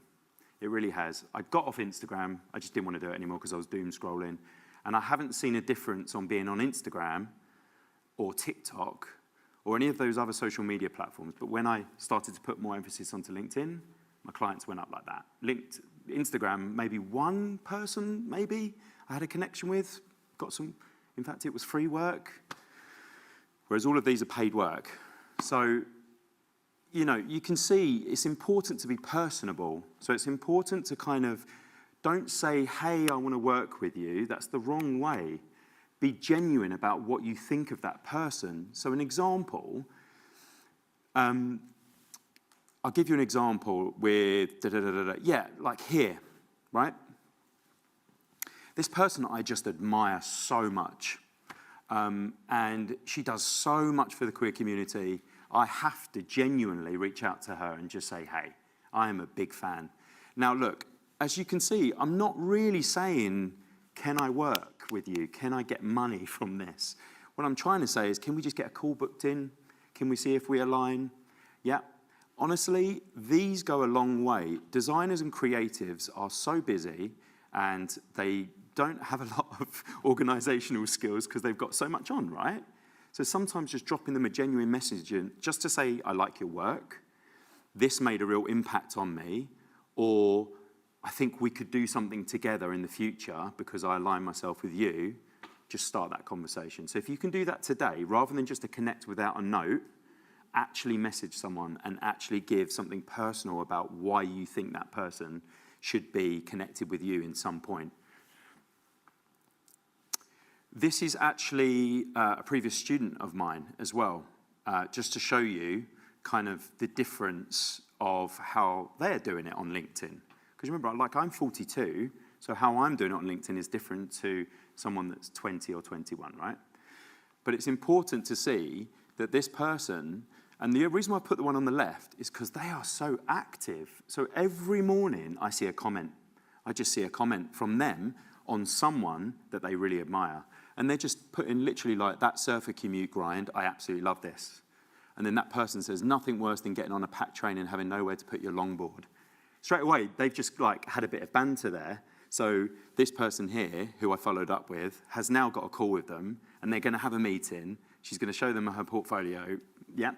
So organic kind of connections are really important. And how you pitch yourself is sometimes being quite open and just ask for it because you've got nothing to lose. So you're in. You've got that client. This is where I'm going to give you insight into an actual real-life client. So you've managed to connect with that client, and you're thinking to yourself, how do I first of all get paid? And how do I first of all win this pitch? In this case, there was over 100 different designers pitching for this client. The only way I could see myself winning this pitch is if I got to know them on a personal level, okay? So I said to them, I know you've probably had quite a few pitches, but I would like to not pitch to you. I'd like to come in and get to know your team, and I would like to do just some brainstorming sessions. What's your company? What are your values? And that's what won me the client. Because they said to me, you're the only designer that actually said you want to get to know us. All the other designers were just showing us what they want to do, and they didn't understand us as a company. So if you're someone that's analytical or someone that is, inquisitive, then use that as a power in your pitch. Okay, so when you're pitching to someone, say, look, I know this is my work, but I would love to come and get to know you more, and I'd love to show you how I turn something like this into ideas. Would that be cool? And they'd be like, yeah, great, got nothing to lose. Now, you might lose an hour out of your life, and you might not get paid for that moment, but what it gets you in the future is a good thing. So from this, I came up with all these keywords, right, about the company itself. So I'm going to show you a really quick, brief overview of what this looks like. So this is what I would show the client afterwards. Let me just get this up.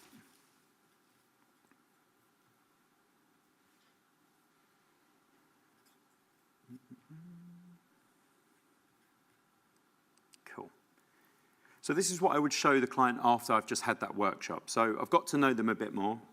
Now, most of the time it's quite cold, right? So you've done that and then you send them an email. That's where you could lose the client really quickly. So what I always do is I use the power of 3, so 3 different routes. Now, I don't think this is just a graphic design thing. I think this is across all disciplines. Show multiple routes that you could use or you could basically sell to your client so that they understand that you're coming from different angles. So, as you can see here, I've broken down the 3 key words I think that company stand for. So they're all about the journey, they're all about trust, and they're an adaptable company. They're an architecture firm. But what was really, really amazing was that I found really sympathetic people that worked there. They were really honest, and they're a small practice, so they were resourceful, and there was nothing too big, too small, one of the people said that worked there. I was like, that's such a great quote. So start to translate those ideas into routes. So the first route was about trust. So I would talk through this with the client. I would say, okay, after we did that workshop, I believe that we could build something around your company's trust value. So I would show them different routes about things that maybe are textured, maybe things that are slightly kind of tactile. Because if you're talking about trust, it needs to have some sort of kind of personable kind of touch to it. So I would present this and talk about why I think tactility is important in their vision. I will talk about even their photography and say, look, you know, you're an architecture firm, but at the moment your photos are coming across really business-like.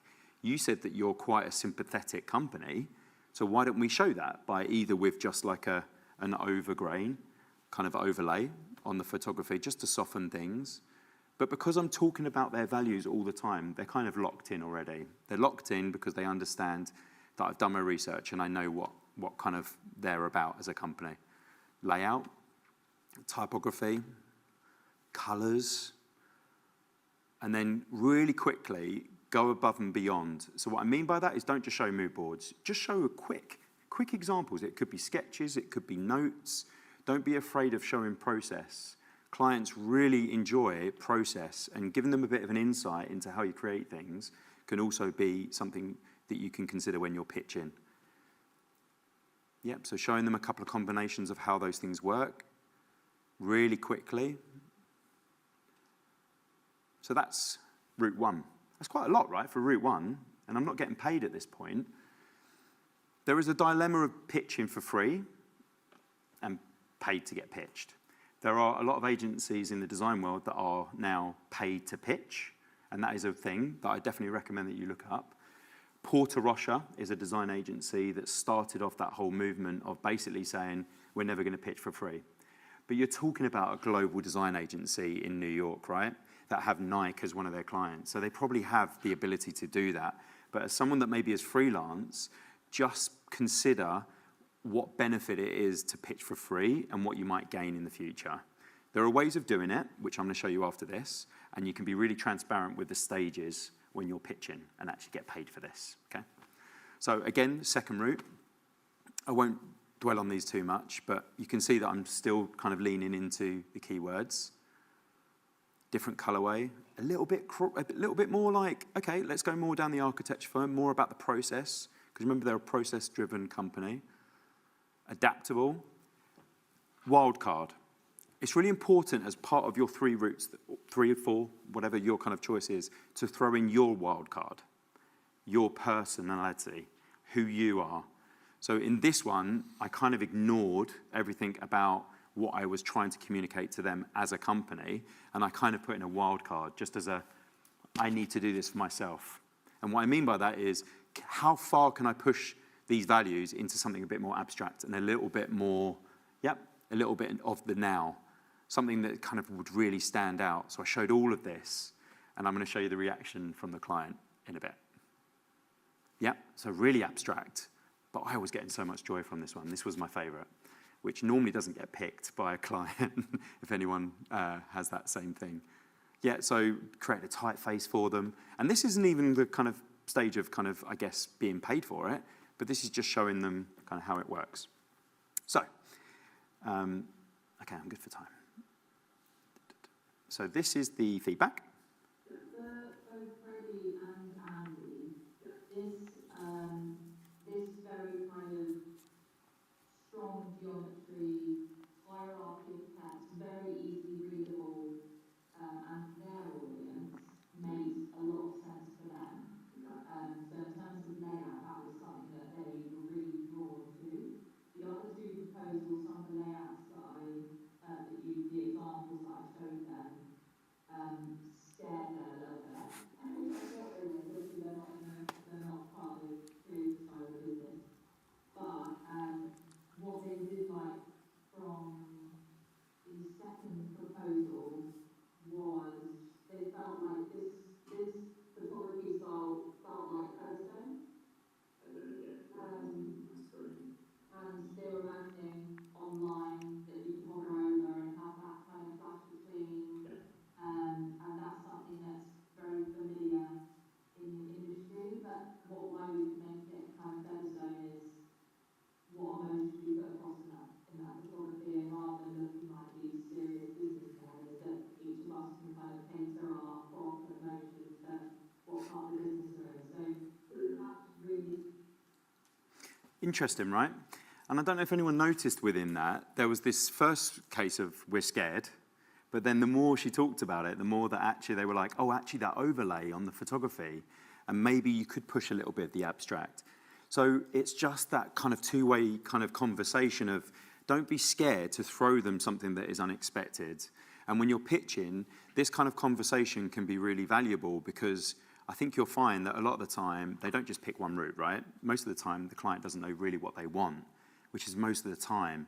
So it's about interpreting the kind of key words that they're saying in those meetings when you're having a pitch, right?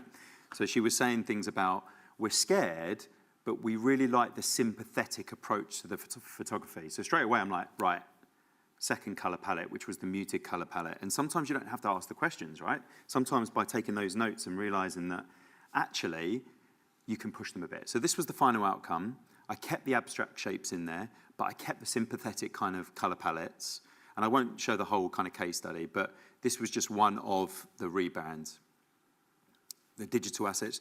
Hey, look, the route that they were scared of with those abstract shapes, it ended up being in the final design.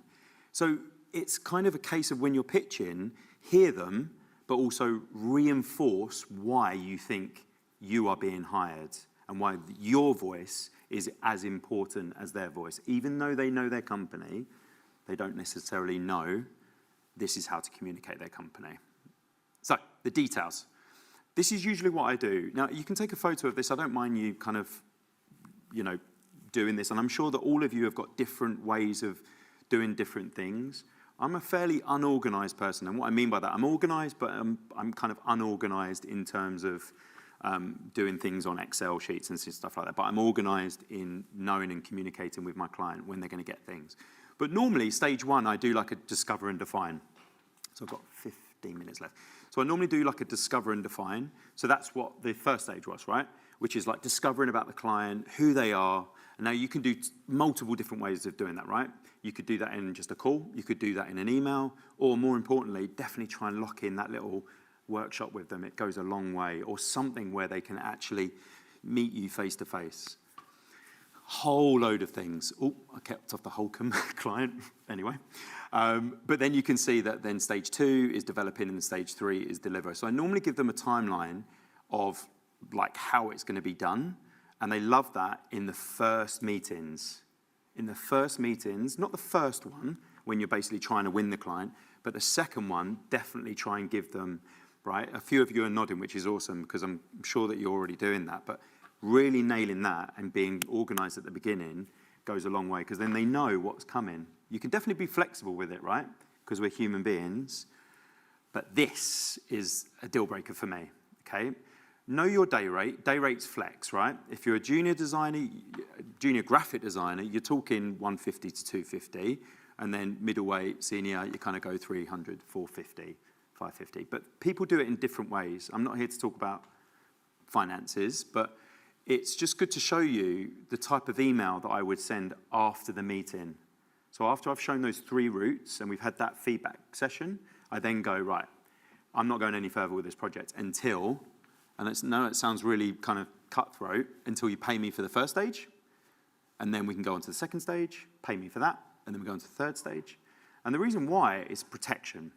You don't want to work on a whole project. This happened to me in the past, where you think you're going to get a really big lump at the end, and then that client goes really quiet, and they ghost you. It's happened to me before with a small business, and it's terrible because you've put so many hours into it. But it is really important to lock in pitch-in deposits. That's what I call it. So depending on where you are in your kind of who you are as a company, if you're confident to get that pitch deposit in, then do that. But I would definitely recommend getting that deposit in after you've shown the 3 routes, okay? So any further conversations after that, lock down that kind of money, and that way you can carry on pitching and you can carry on kind of discussing. So I'm going to show you this, and then we've nearly finished. This is a real-life agency. So one of the biggest design agencies in graphic design called Design Studio, and they did the rebrand for Airbnb. Now, what I find really fascinating about this video and that I hold really true to myself is how they won the pitch. So I'm going to play this to you, and then it will make sense. Well, it's funny because before we met you, we met another creative partner who moved into their office, and I was just kind of really underwhelmed. You guys tuned in by video conference, and Joe and Andrew are with you. And they're with you at what I thought was a house. And no, it's not a house, it's an actual office. You know the listing. And one of the things we find is great people doing great creative work completely immerse themselves into the work.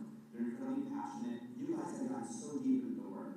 And you literally unlocked and inspired us about what was possible. I remember halfway through the presentation, I was so blown away that I even texted Joe, I said, these are the guys. It was so clear that you got and you understood the heart and the soul of Airbnb. It's pretty cool, right? Now, Design Studio, one of the biggest agencies, right? So you've got to imagine how many agencies they're pitching against. The only way that they locked in and won that is actually built an Airbnb listing for the Zoom call. That sounds like a lot, and that would have cost them money. But for them to win that pitch, you need to stand out. So finding a way that you can stand out. Now, obviously, I can't build a set, for every single pitch that I do, and you can't do that. But do think about the personable things that you can bring to your pitch so they can basically remember you as a creative and remember you so then you stand out from, remember what he said? The other agency was really underwhelming, but just because of their space and just because of the way that they approached them. So they lost Airbnb. I mean, Airbnb, Design Studio are probably, they're probably set for life after winning that client. But it just shows, right? That extra kind of personable, approach to pitching is really important. So, enough about the details. We are going to put some pitching into action, and we are going to do it in the workshop. So if you do have the energy for it, I definitely recommend staying, but it will be a in-twos kind of scenario, and you will be pitching, okay? Now, it doesn't have to be a verbal pitch, so don't worry. But I will be kind of putting you under the scrutiny of giving you a bottle of water, and that's it, okay? And then you have to pitch this bottle of water to us to win the pitch. Now, how you do that is up to you. But the whole point of it is sometimes it's important to bring your personality to it, okay? Or it's important to bring your creativity to something that is just a bottle of water, right? It's like Del Boy once said, it could be Peckham Springs, right? We don't know if anyone knows Only Fools and Horses. But the whole point of pitching is to try and get across your personality and your creative value. So if you're a bold, spontaneous person, I'm not going to be quiet about this bottle of water. And I don't mean shouting. I mean what I'm going to do is going to probably be a bit extrovert, right? I'm going to maybe use bolder things when I'm approaching this pitch for this bottle of water. Okay? Awesome. Before we do that, does anyone have any questions? Because that's quite a lot to take in. And I hope that that was helpful in some sort of way. No questions? You probably want to have a break. Oh, yeah. was a I just want to know, like, how do you assert yourself, like, as a designer? Yeah. Different settings, right? So online or in person. Are you talking more about the online presence, or are you talking about how you approach? How, sort of like, if you were to go to, like, a client meeting or Yeah. a pitch, Yeah. how do you sort of ensure to the potential client that you're the person? Yeah. That is a really good question, right? Because I'm sure we all think that all the time. Or there might be a client. How many of you have had a client where you like really want that client? Yeah, right? But sometimes you don't get it. And you're like, gutted. But sometimes, and I know this sounds really strange, but it's not necessarily about how you assert yourself on the client. It's about understanding the client before you have that pitch. So that's what I mean about like really understand what they want and who they are. So an example of this. Brick Pizza. Anyone know Brick Pizza? Cool. There's a freelance designer who basically won the recent, they've done this thing at the Norwich football ground, Brick Pizza. It looks really cool. But the way he won that was he asked George Colley, who's the founder of Brick, for a coffee, spoke about his business ventures, because he's got loads. He's got Yard, Brick Pizza, and he owns loads around Tallow. And he just asked about his business. That was it. Left it there. Then he followed up with actually doing some work. But not loads of work, but just like, oh, by the way, Brick Pizza, have you ever thought of like expanding it out? Got the client. And now he works across all of his businesses. So sometimes it's not necessarily about how you're asserting yourself in person or online. Sometimes it's about the actions you take to win that client a lot of the time. Does that answer the question? A little bit? Yeah, okay. Yeah, you got me thinking now. I might come back to that. Yeah. Hey, yeah. So you. Oh, sorry. Yeah. Sorry. That's all right. If it's No, go for it. You've been talking a lot about creating like almost mini projects to pitch to clients. Is there anything like tip-wise you would sort of suggest whilst making those things? So I'm a stop motion animator. Awesome. And as you can probably feel, it's a very difficult industry to get into. And I'm currently in a stage where I'm trying to make more content for myself whilst also stuff Yeah. I enjoy. So is there anything tips-wise that I could be doing in the meantime whilst looking for clients to build up that sort of breadth? Yeah. That is such a good question. There was a period of time where I was in the music industry for 6 years, and all I had for a portfolio was music industry stuff. So to get from that to CBeebies, like, how's that possible, right?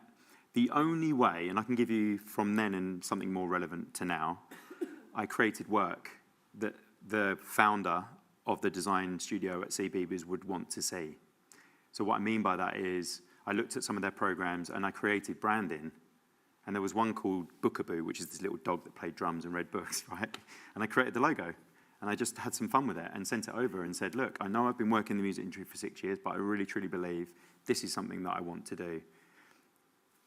Didn't get the job, but I got a call and met them. So I think what I'm trying to say for this day and age, and I saw this recently on LinkedIn from someone that I really admire, a student said, I'm going to design an animated logo for every studio that I admire. And then they posted it. So they did one for Studio Koto, which is a really great agency, and they basically turned their Koto logo into a bike, and they animated it. And that founder, who rarely would ever even comment on anything, commented on it and said, you have to come in. We really love the fact that we're one of your favorite studios. It goes a long way. Creative people want to have creative connections. A lot of the time, creative people are working in isolation. So when someone says, I like your work, they're like, oh, come on. Yeah, definitely. So my biggest tip to you, if there's an agency or agencies or people that are doing work that you really admire, you don't always have to obviously create a whole stop motion animation, right? Yeah, but you could do something that leads to it. So you could do a fan video, which sounds cringe, but it's not. You could do a fan video. You could do a post about that company on LinkedIn and literally listing out why you want to work for this company. The one that goes the furthest is when you do something a little bit extra, which is what this person done, and they animated the Koto logo and said, I want to work for you. That's it, I just want to work for you. Which was great, but you're kind of putting all your eggs in one basket, right? And that takes time. But it does take that little bit of extra effort for someone to stand up and notice you, which is unfortunate for all creatives, right? But we kind of have to be that salesperson, and I hate it.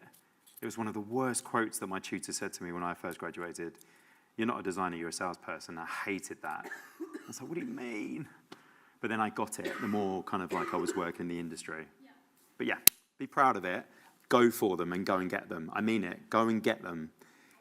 I normally do. Yes, that's what I want to hear. Awesome. But yeah, those little creative little tasks, I think go for it if you can. Cool. There was another question, yeah. When you're like, graduated and you're first getting into the industry, you're probably going to do jobs that you don't really Yeah. enjoy just to like earn money. Yeah. When do you start becoming what you want to be? I'm probably not the best person to ask that because it took me a long time. Like I'm only really, like I feel like I'm thriving in what I do from the age of 38 and I'm 42. So the last 4 years, I'm really doing the stuff I want to work on. But it took me a lot of dud jobs. It took me a lot of places that I didn't necessarily feel creative or, so I don't think that's a bad thing. And some people in here might disagree with that, but I think that sometimes it gives you perspective on what you do want to do. And I'm certainly not saying go out there and go and get all those dud jobs. Don't do that to yourself. But one important thing, so I'll give you an example. I think, so Featherstone, initially, I didn't want to work for an architecture firm. I wanted to go and make music videos. That's all I want to do now. I want to just do music videos. But does that pay my mortgage? No, right? So I think sometimes balance it out. So 2 ways you can do it is if you do find a dud job, then find ways that you can be creative within it, like the Featherstone thing, throwing them the wild card, so you're staying true to who you are. Second thing, if you're finding that you're getting work to pay, which is the most important thing, then do passion projects. Like honestly, I can't emphasize passion projects enough. Passion projects can get you clients. So you might know someone at Gonzo's, right? And you might be doing the posters for bands or the nights, right? And you're doing that as a passion project. That will lead to something else in the future. So it's kind of like, try not to feel like it's immediate now. It's going to be a journey. And you need to kind of strategically think about, well, if my passion projects, and if I'm doing these passion projects, what could it lead to and why do I want to do it? And keep doing those. And then also trying to get work that pays you money, because that's the reality, isn't it? Yeah. Does anyone else have an opinion on that, actually? I'd really be interested to hear someone like Lisa. Be careful doing passion projects because you're letting your peers down and it will keep the artistic income at a lower rate. Yeah, because it takes time, doesn't it? But then passion projects are also important for... Right, and for all of us to just feel creative still. Lisa?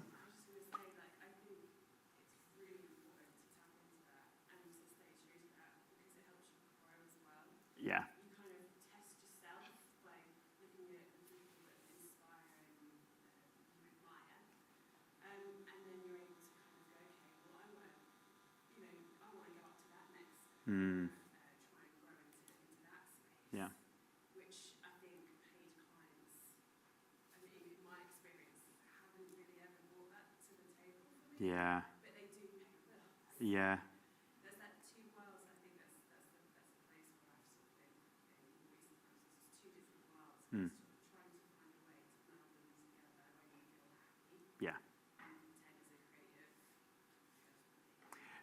It's a balance, isn't it? And that's why you have to do it. Because if you do one or the other, so you were talking about like kind of dud jobs, I get that. But if you just do that, that's, the part when I was saying I didn't want to be a designer anymore, that's what I was doing. I was just doing that. So obviously my passion is just low. And it's not because I didn't want to do it anymore. It's because it sapped everything away from me. That's why passion projects are important. But just one last note on that.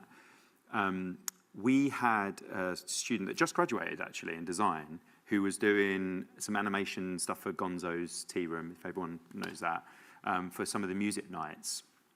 And getting paid, not a lot, but he felt like his portfolio wasn't necessarily what he wanted to do in the industry, right? So when he was going to interviews, he was showing his portfolio, and he wasn't getting anywhere. Until one client, he decided, I'm going to put my passion stuff in there, and he got the job.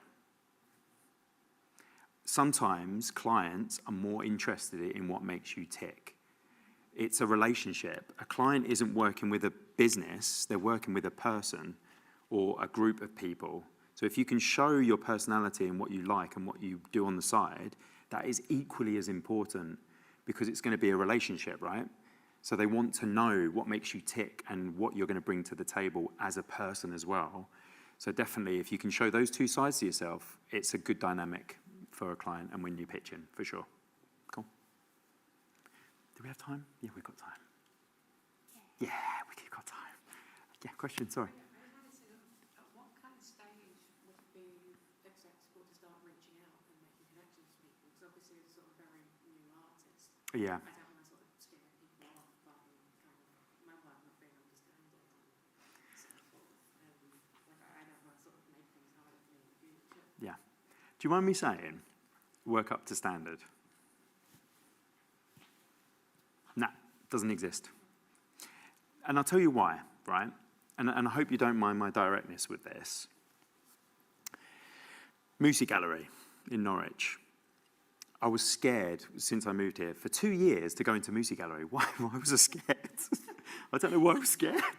And I don't know, and maybe it was because it was down the alleyway, right? And it looks really clean, and it looks like somewhere from Shoreditch in London. They've just gone like that and put it in Norwich, right? Exposed brickwork, trendy. But then this one day, I had that feeling of like, I just need to go in there. I just need to go in there. And I went in there, and the gallery manager was there, painting, doing all sorts of stuff. So seeing this gallery manager at their absolute kind of exposed self of their role was really interesting. And I just asked, I said, how much do you rent the space? Told them about this queer video project that I'm doing. This person was queer, and she was, oh, you can have it for free. Now, what would have happened if I didn't go in there? I wouldn't have got a space, and I'd still be struggling to find a space because the university isn't funding it. Right? So when you said about kind of your work, in all honesty, I get that. I completely get that. I have imposter syndrome with graphic design, hence why I call myself a graphic artist, right? Because I don't think I'm the best graphic designer, but I do like what I do on the side, and I love what I do, my spontaneity and my creativity and what I bring to that. So I guess what I'm trying to say is you've got nothing to lose by just reaching out to someone, because all they can say is, I don't have time, or no thank you. And then you just go, cool. And then you find someone else. And I guarantee you there will be someone out there, there will definitely be someone out there that will connect with you and will find your work really interesting, and they will want to talk more. So try and give it a go. If you can give yourself like a target today by just finding one person that you admire and reaching out to them on LinkedIn, just by telling them what you like about their work and that you would love to show your work, that's it. Okay? That's your task. But I completely get that. I'm really conscious, and I know other people have questions, but are you other people who have got questions, are you hanging around for the workshop as well? Okay. Because the workshop's until... Yeah, sure, yeah. Yeah, please. Being confident in your own work, no matter what level you perceive it as, will then rub off to the client Yeah. as a kind of a confident person and someone who is going to be easy to work with. That makes sense. No, it completely makes sense, right? I mean, sometimes, I don't know if anyone finds this, but like I definitely did it a few years ago where I would kind of like inadvertently apologize for my work, right? I'd be like, oh, this isn't quite finished, or...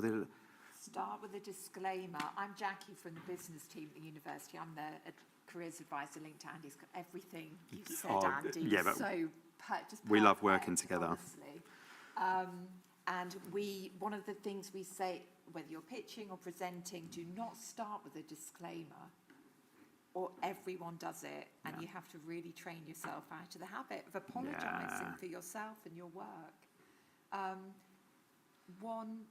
Time for one more. From another ADHD point of view, I once had a manager say that I go into too much detail. Do you rein yourself in at all, or how do you manage getting overly passionate and excited when pitching? Well, screw everyone that says, you know, you shouldn't be overly passionate and enthusiastic. They're not the people for you. And I find this is a struggle every day because I'm not everyone's cup of tea, right, in my team. But there's this saying of like them and you, right? Them and you. Focus on you and not them. As my friend pointed out the other day. Yeah, that's a them problem. And it's really important to do that because all the clients I had up on there were just through that. It was through because I wasn't getting questioned when I was presenting something. Like the Snask one, right? He turned up in this. He turned up in a pink pony fancy dress, and he's a founder of Snask, and they're based in Sweden. They're a big, global international agency. But he was like, I'm just really big fan of Pink Pony Club by Chapel Rome, and I was like, okay, yeah, that's a great song. Yeah, but it made me feel calm straight away, right? But the difference with that and another client that I might have presented to and saying about, who I was and what they might interfere or they might interject or they might kind of go, okay, yep, okay, but can we move on to that's when you know it's not a good alignment. So all I would say to you is kind of maybe own it. Own that kind of power that you have and be more kind of direct with who you're aligning it to. That's my only takeaway from today is, honestly, the alignment is so key that I think you can get a lot from it. Like, me and Jackie, we didn't know each other, when I started. And yeah. And then we were just we aligned on, because we wanted to just do things. Yeah. We wanted to do multiple things, and I was getting a bit, bored in graphic design. I was like, I want to do things, right? And then we talked about what things we could do, and then, over just organic conversations, eventually we created this really cool little thing for year 2. And it's because when you're aligning with the people that want to do like-minded things, then you're in a good place. So yeah, get rid of the other people. But I'm going to get told off. All on the Danish steps? For the workshop, Yeah. On the Danish steps. Okay. Let's push the pitch in. Thank you. Thank you, everyone. They were awesome questions, by the way. Yeah, really good. Hey. Finally. Okay. Does that sound all right? Not that I know how to control it, but... Okay, so yeah, I think I've done the introduction bit. Do I need to do it again for the... No? Cool. Carry on. Enjoy. Thanks. So yeah, I graduated from NUA, or Norwich School of Art and Design, as it was then known, in 2007. With a degree in graphic design, brackets illustration. So the courses were very different back then. Illustration didn't have its own separate course. It was part of graphic design, and you did graphic design, photography, animation, publishing, and I'm sure there was something else in the first year, and then you specialise for your final 2 years, and that's what you got your brackets degree in. And when I graduated, I really didn't know what I wanted to do. So and I'd recommend this as a way of trying to figure things out. If you don't know what you want to do, figure out what you don't want to do, and then hopefully the answer will present itself. So I figured out I didn't want to move to London. I didn't really want to move anywhere else because personal stuff. But my dad was in the army and we moved around a lot as kids, and I just was quite happy staying in one place. So I thought, I'm going to stay in Norwich. So I need to earn a living. When I was a student, I worked in a pub, so I was just carrying on working in a pub, but I was trying to work out what I wanted to do creatively. And I think I knew I wanted to be freelance, but I didn't really know what it was called. But I knew that was everyone whose careers I was looking at who were older than me, it looked like they didn't get successful until they were a bit older, so I knew that it wouldn't necessarily, I was quite realistic, I think. I knew that it wasn't going to come straight away, so I was like, what am I going to do for the meantime? And I kind of thought, it'd be quite cool to work in a school because you'd get the summer holidays. And I was like, I knew I didn't want to be a teacher, but I was like, I saw a few jobs that were being art technicians or support workers. And I was like, maybe I could do that. I applied for a couple. didn't even get like interviews, and I was like, oh, I wonder why. And I was like, because I hadn't had any experience of working in a school or anything. So I was like, oh, maybe I should try and get some work experience. And I saw that there was this 6-month internship at London Print Studios, which I found through Arts Jobs, which is a newsletter run by the Arts Council, and they still run it to this day. And it has lots of, I think it comes out weekly, and it has lots of opportunities. I mean, they're all over the country, and some even in other countries. And so I did that for 6 months, and then literally I was commuting, it was 2 days a week, and I commuted down to London for those 2 days and stayed the night at a friend's house. And they had a gallery, so I worked in the gallery a bit. I worked behind the front desk, like greeting customers, and I worked in the print room, supporting the courses and workshops they had on. And then the first job I sort of applied for after doing that was an art technician at Norwich School for Girls, and I got that job. And that was just covering someone who was off on maternity leave for a year. So I did that for a year, and then from that job, I got a job as a support worker at City College. Oh no. Oh, oh, there we go. Okay, remember not to let the laptop go to sleep. And through that job, I got a job. Through that, I got a job at City College, working as a support worker, specifically supporting students who had Asperger's and autism and other learning difficulties, who were doing like arts courses. And that was a really good job. Another thing I'd sort of recommend is if you want to do something and you want to get training. Through working at City College, I got trained up. I got my basic teaching qualification for teaching adults, which is a PETALS. So they put me through that course. I also got courses on training to be a support worker in different scenarios, and I think I even got like a first aid course. So all through working at City College, I got that sort of extra stuff that helped me further on in my career. So that can also be, even if you're not doing exactly what you want, it could get you to where you want to get to in the end. And then through doing that, I got the evening printmaking technician job at Newer, and I did that for like 12 years. And so that was all what I was doing in my jobs that paid the bills. And my sort of thinking with that was that would then give me sort of time and money to sort of focus on my sort of freelancing stuff. So at the same time as doing all those jobs, I started Stew Print Rooms, and then that sort of morphed into Print to the People, and that sort of morphed into Well Nice Prints. So I'm going to talk you through that now. So this was Stew. You might recognise it if you've been down Fishergate. It's now a doctor's surgery.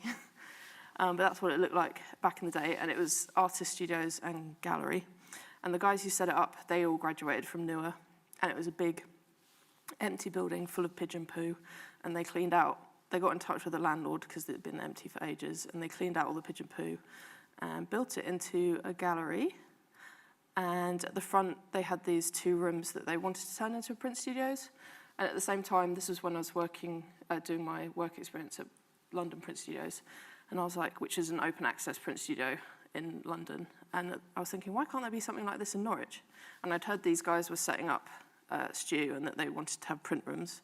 And I went to visit them, and they were like, oh yeah, we don't know anything about printmaking though. And I was like, I can help.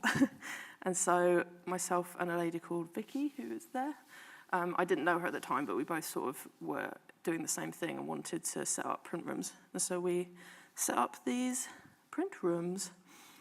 And let's going back a bit. And as you can see, there was nothing in them, and the whole of the Stew ethos was sort of DIY, and it was kind of getting things for free, looking in skips for stuff, getting stuff for free online, and sort of getting people to help us in exchange for other things. So there was there was no money sort of put into it, and it was kind of doing things a bit at a time, which is obviously a bit of a slower way of working, but it's meant that we didn't have to worry about money too much. We just did what we could with what we had at the time. And we did set up these print rooms, and then we thought, how can we sort of keep this going and pay for materials and stuff? And we thought, well, if we make them open access and other people pay and come and use the space, we can share the costs involved in getting the things we need. So we did that, and then we were like, how do we advertise what we're doing? And we found this old trolley in a skip, and we thought, we'll load all our stuff up on it, and we'll literally take Printing to the People, which is where the name Print to the People came from, and we'll use it as a way of advertising what we're doing. And then from that, we took it to Clutter City, which is a market that's at the art centre, and we just set up in the garden and screen printed. And then from there, the lady who ran Pride saw us, and she asked us if we'd come to Pride and do live screen printing. And then someone there saw us and asked us if we'd go to like Folk East and to Latitude. And so it sort of evolved just from that one sort of outing of like people seeing us. And then that kind of evolved into a whole sort of side of the business of like doing these live printing events. So that's us at Pride. That's at Out There Festival, Folk East and Latitude. And yeah, that's some more Latitude photos. So we're in the kids area doing like kids screen printing workshops. But it meant we got to go to the festival for the whole weekend, which was very good. I would recommend doing kids workshops because you finish at 6, so you've got the whole evening to enjoy the festival. Okay, so that's the sort of that part of my creative career. So in terms of research, both Vicky and I sort of brought our experience from Newark, and Vicky went to Nottingham Trent, and then I had. So we're looking at the print rooms that were there, and I was looking at the print rooms at London Print Studio of like how they were set up, and we also started researching other print studios and other creative community organisations. In terms of how we were set up, our financial structure, so Vic and I were both sort of individual freelancers, and we set up Stu Print Rooms as a sort of community club organisation. So we just had a club bank account, which I think you can still get. So it was kind of a bit under the radar, but because Vic and I were both paying our tax through our individual freelance accounts, that was fine. And then, yeah, finance was mostly self-funded, and, you know, if we needed money, we'd do things like have open days, and we did a couple of crowdfunding campaigns, and we did a lot of skill swap of like, oh, we'll print some posters for you if you can come and look at our electrics or something like that. Luckily, we had a lot of friends who did a lot of different things, so that was handy. And yeah, our marketing was mostly like doing the pop-up print stuff, so it's kind of guerrilla marketing and sort of just word of mouth, like hoping, like a lot of people were recommending us or seeing us at things and getting us to come to their events. And yeah, so this is Arts Jobs, is the website where I found my work experience, and also what we were looking at was the Artist Information Company, AN. So they've got, I think if you sign up as a student, you get lots of, it's cheaper, and they have lots of advice and guidance, and if you sign up you also get free public liability insurance, which I think most, if you do anything like an exhibition or a public workshop, you'll need public liability insurance, and if you sign up to AN, they give it to you for free, and it's only, even as not a student, it's still only like £48 a year, sorry, not a month, a year. And then locally as well, there's the Norfolk Arts Forum is great. That's another thing you can sign up to, and it does more like local jobs and opportunities. And even if you're not staying in Norwich, if you're moving away, I'm sure in your local area there'll be like newsletters and things like that. So we were at Stew, we only had these 2 small rooms at the front, and as we were doing more and more stuff and people were becoming more and more aware of us, they were wanting us to do like more courses and workshops, and we just didn't have the space at Stew. So we found our own building, which was just around the corner. And it was, yeah, big and empty and had carpets, which was nice. And we had to move all our gear in there, again, with help from some mates with muscles, which is always good.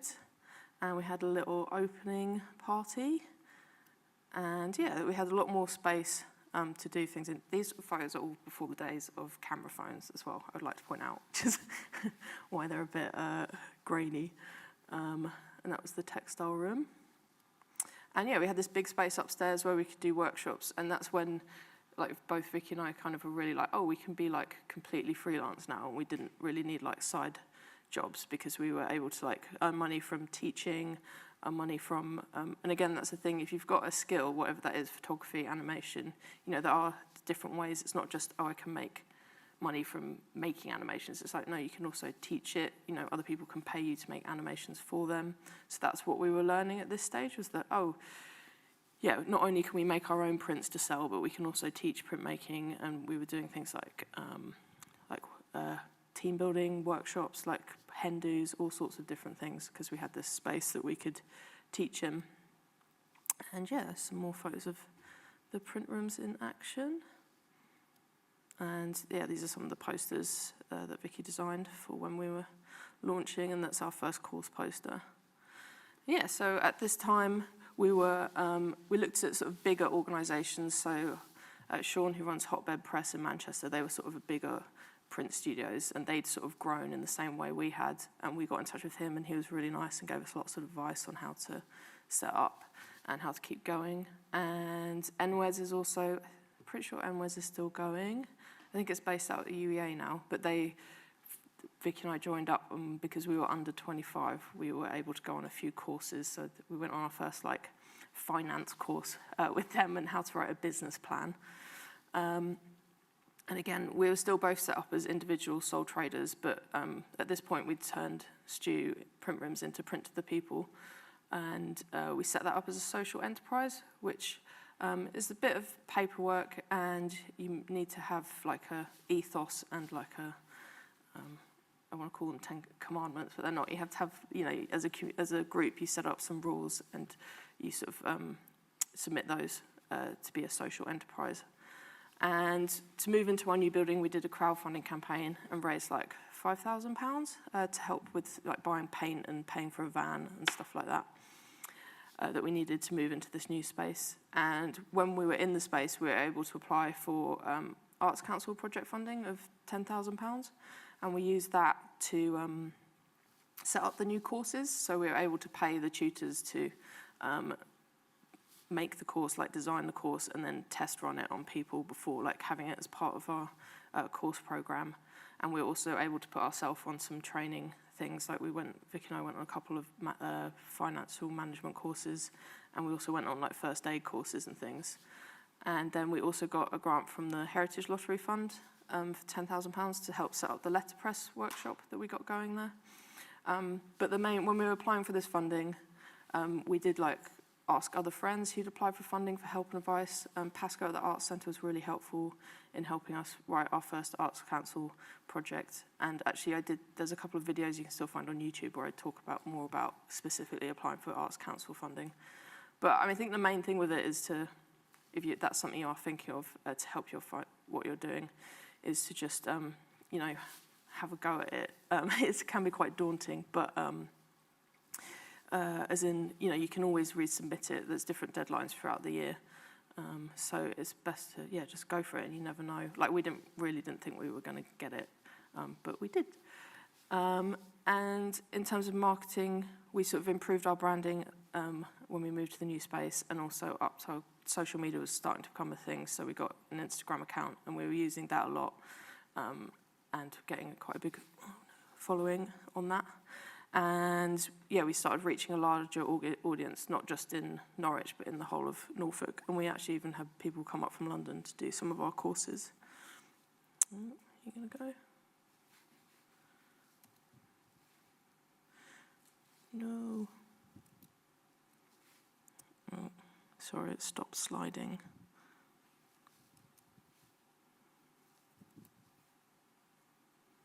Is the mouse doing it?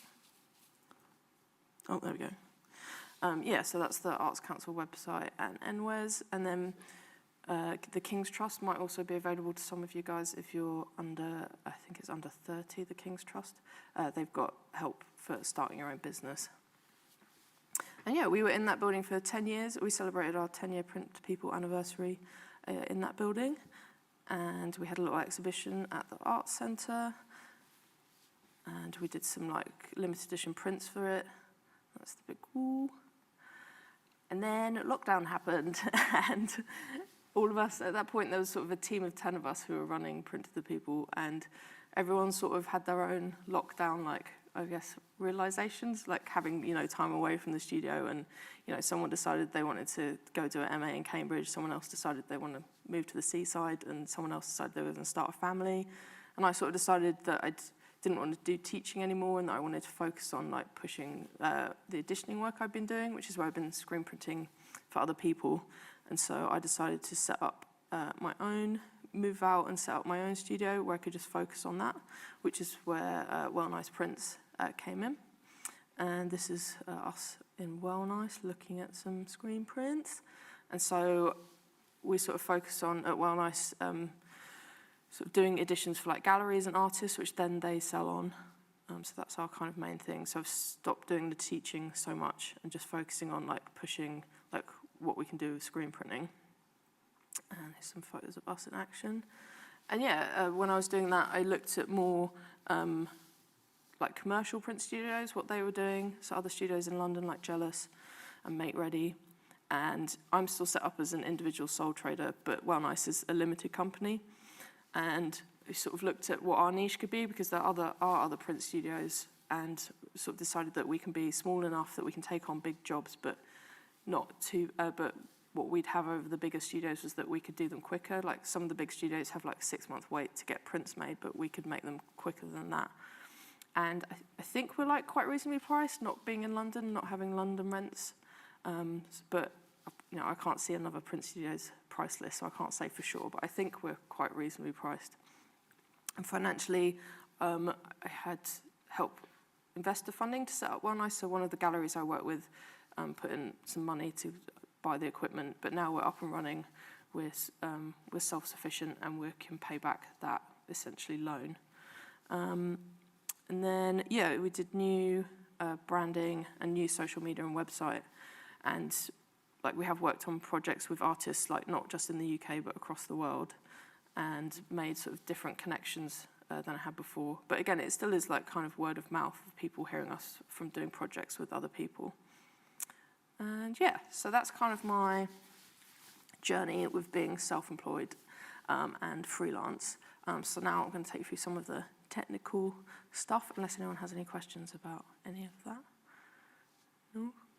Cool. So what is self-employed freelance? So they're the same thing. Like sometimes I say I'm self-employed, sometimes I say I'm freelance, but essentially it means you generally earn income from a variety of sources, and it enables you to work for different people and kind of do more than one type of thing. If you're employed, then you generally earn money from one employer, and you're carrying out what's in your like contract of employment. So the benefits of being self-employed are you can choose, you know, your work hours, and you can choose what work you want to do and take holidays when you like. So you've got that flexibility with work-life balance. But obviously the downsides are you don't get any sick pay or holiday pay or any like, you know, you've got statutory sick pay, statutory maternity pay, all that sort of thing. And you have to keep records, which is something I'll go into later. So if I was going to set up now being self-employed, here are the first 5 things I would do if you're at the beginning of that journey. So first of all, think about the name. I'll go through each of these. Second, register with HMRC. Third, join a professional body. And 4, accounts and invoicing. And 5, work-life balance. So thinking about how you're going to set up yourself. So do you want to use your name? Do you want to use something similar? You know, my full name is Joanna, but I go by Jo.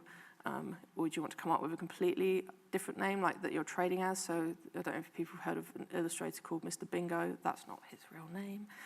Printed Peanut, also that's not her real name. So you might come up with a different name to like what your actual name is. And once you've thought of a name, you know, check that the domain name's available, and that all the social media handles you want to use and the email address you want to use, that's all available.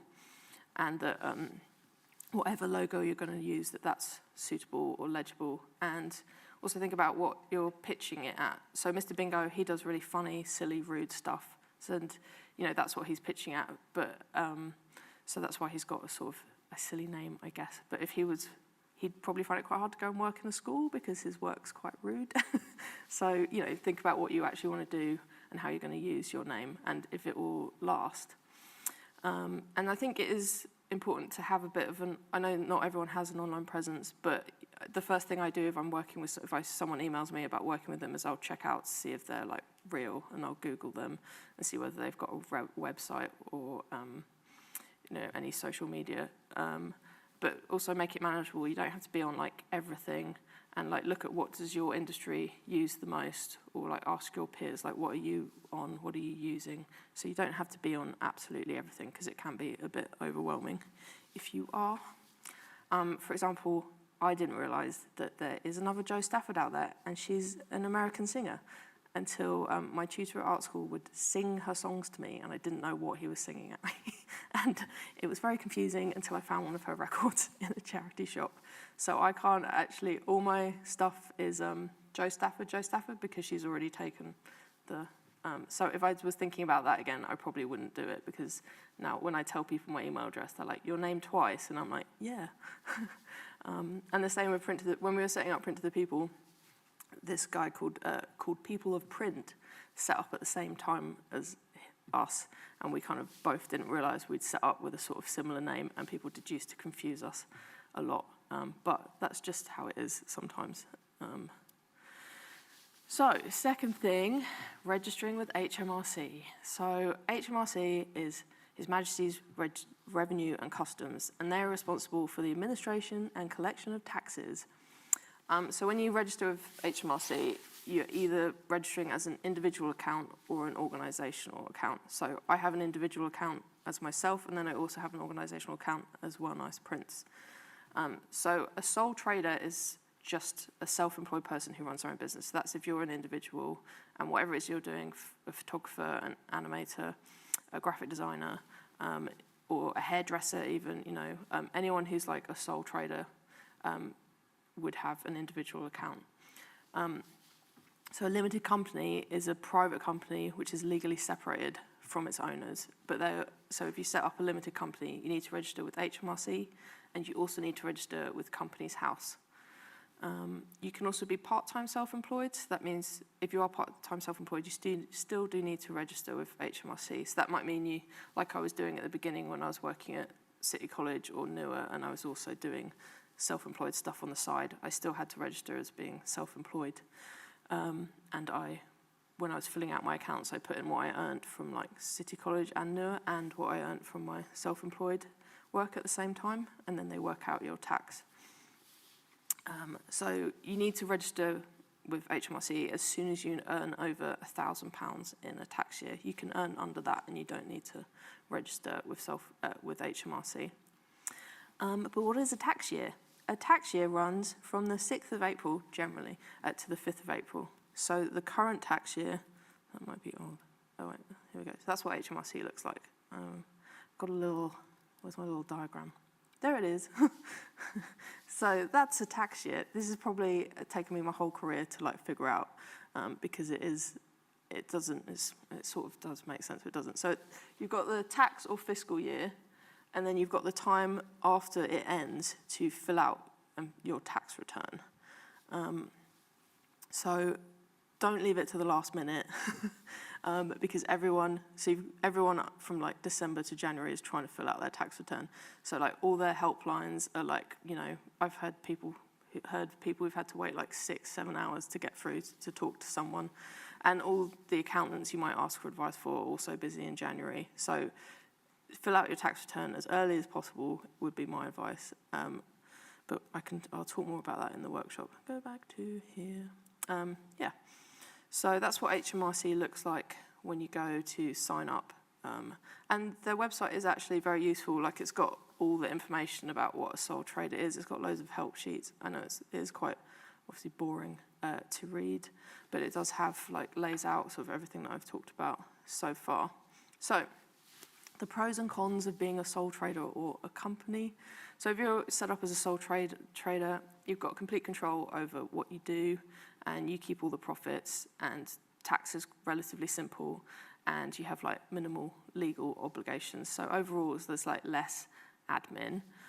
The cons are like you're personally responsible for everything in the business. So especially like any debts that you might take on, you know, if you're say you rented a building as yourself and you couldn't pay the rent, that you be personally responsible for paying that rent. And that also as a sole trader, you might not be able to access like certain like levels of certain amount of money, like if you were looking to get a loan, or even I think with applying to the Arts Council as an individual, you can only get a certain amount. If you're an organisation, then you could get more money, more access to more funding. Once you register with HMRC, they'll give you a unique tax reference number, which you'll use to file your self-assessment. And also if you do then work for someone, they might ask for your tax reference number, which means that they'll tax you properly rather than emergency taxing you. if you set up as a limited company, the pros are your company's like a separate legal entity, essentially. So if I'd rented the building as a company and I got into debt or I couldn't pay my rent, then the company would be liable. I wouldn't. And so I could just, like, to simplify it, you could just close the company and then that would be like done rather than you having to work out what to do. It's more tax efficient because you get paid in dividends. And it's also, if you want to sell your business, it's easier to do if you're a company rather than an individual. And also, if you set up with someone else, it's easier to leave if you're a company than if you'd set up as a partnership. The cons being that is more like financial admin. You have to pay corporation tax. You have to get an accountant to submit your taxes, and you have to do a thing called a confirmation statement. And there's also, so you do need an accountant. And there's less privacy because all the information about your company is on Companies House. So there's no like right or wrong options. It's all about working out what's best for you. I'd say that most people will probably start out as a sole trader, and then as you grow, you might want to change to being a limited company, especially if you start doing anything like, I don't know, employing someone else or anything like that. You might want to think about setting up in a different way. 3, join a professional organisation. The reasons for joining are, as I think I said with AN, it's £38. Oh yeah. They've got protection, advice, guidance, and opportunities. So I'm with AN, but I think other artists use Axis Web or Axis. And then there's also, depending on what you're doing, there'll be whatever's relevant to your profession. So like there's the Association of Illustrators. I think there's something for photographers as well.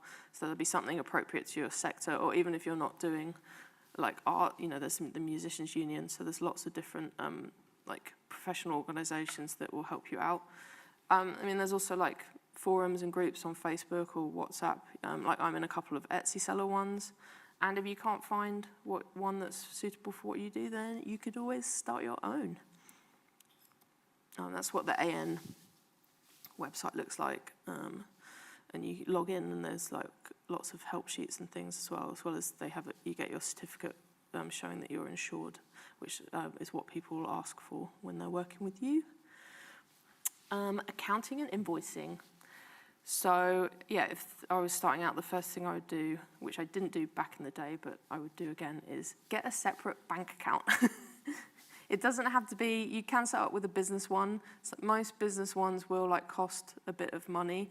But again, there's sort of pros and cons to each. I'd definitely, even if you don't get a business one to start with, I'd definitely get a separate one. It will just really help you keep your what you're spending on your business separate, and it will make doing your accounts like so much easier. I also I have a business bank account for myself, and then I have a business bank account for Wellnice. And the Wellnice bank account is with NatWest, and that comes with free accounting software. So we use that accounting software to do all our invoicing and accounts. And again, that's something you might, if you look at different bank accounts, some might come with free accounting software and stuff. But I'd probably also do a bit of asking around, see what other people, if anyone can recommend like different banks and what people's experience are with using different banks. So this is what I'll go into in the workshop, is keeping a spreadsheet of your income, outgoings, and allowable expenses. So as well as having the accounting software, I also do keep a spreadsheet just so that I've got like a backup, and because it sort of lays out the numbers in a different way. And like I said, with the tax year, do try and keep it up to date, because it just make your life easier when it comes to doing your taxes, that you're not trying to fill in a whole year's worth of accounts and submit it to HMRC in a small amount of time. And also just keeping it up to date will help you see like how much money you've got coming in and out, and what you've got available to spend if you do need to buy like new equipment or materials or stock. And another part of keeping your accounts is that you do need to keep copies of any invoices that you send out, and also any like receipts for whatever you buy, like going to the post office or things like that. So filing your self-assessment tax return, I'll talk more about that in the workshop. But again, on that diagram I showed you, there's that period of time where you have to submit it, and if you are late, you will get a fine, and you'll need to pay tax if you make more than 12,000, that's the current tax threshold. It does, I don't think it's changed. You'll need to pay 20% on what you earn above that. So some people, if you think you are going to earn more than that, some people put away a bit of money each month to go towards their tax bill rather than having to find it all at once. And if your sales or profit go over £82,000, pounds, then you will need to register for VAT. But if you're not making that much money, you don't need to worry about that. But that is something I would definitely advise getting advice from an accountant about whether you need to set up for that. Oh, there we go. And yeah, so that's the tax year I was talking about and the time to complete your tax return. So at the minute, yeah, we're in a new tax year, 6th of April 25 to 5th of April 26th, and I've done my tax return. But yeah, like I said, the biggest advice, don't leave your tax return to the last minute. And I know that because I did once, and I needed to get some information from some work I did, and they wouldn't get back to me in time, so I did get fined. So what goes in your accounts, you're going to have any income you've made, so whether that's from Etsy sales, shop sales, all the different things you're doing, and then you're going to have your outgoings. So this is something we're going to do more of in the workshop. So that's anything that you spend money on to do with your business. And again, this is what I was going to say.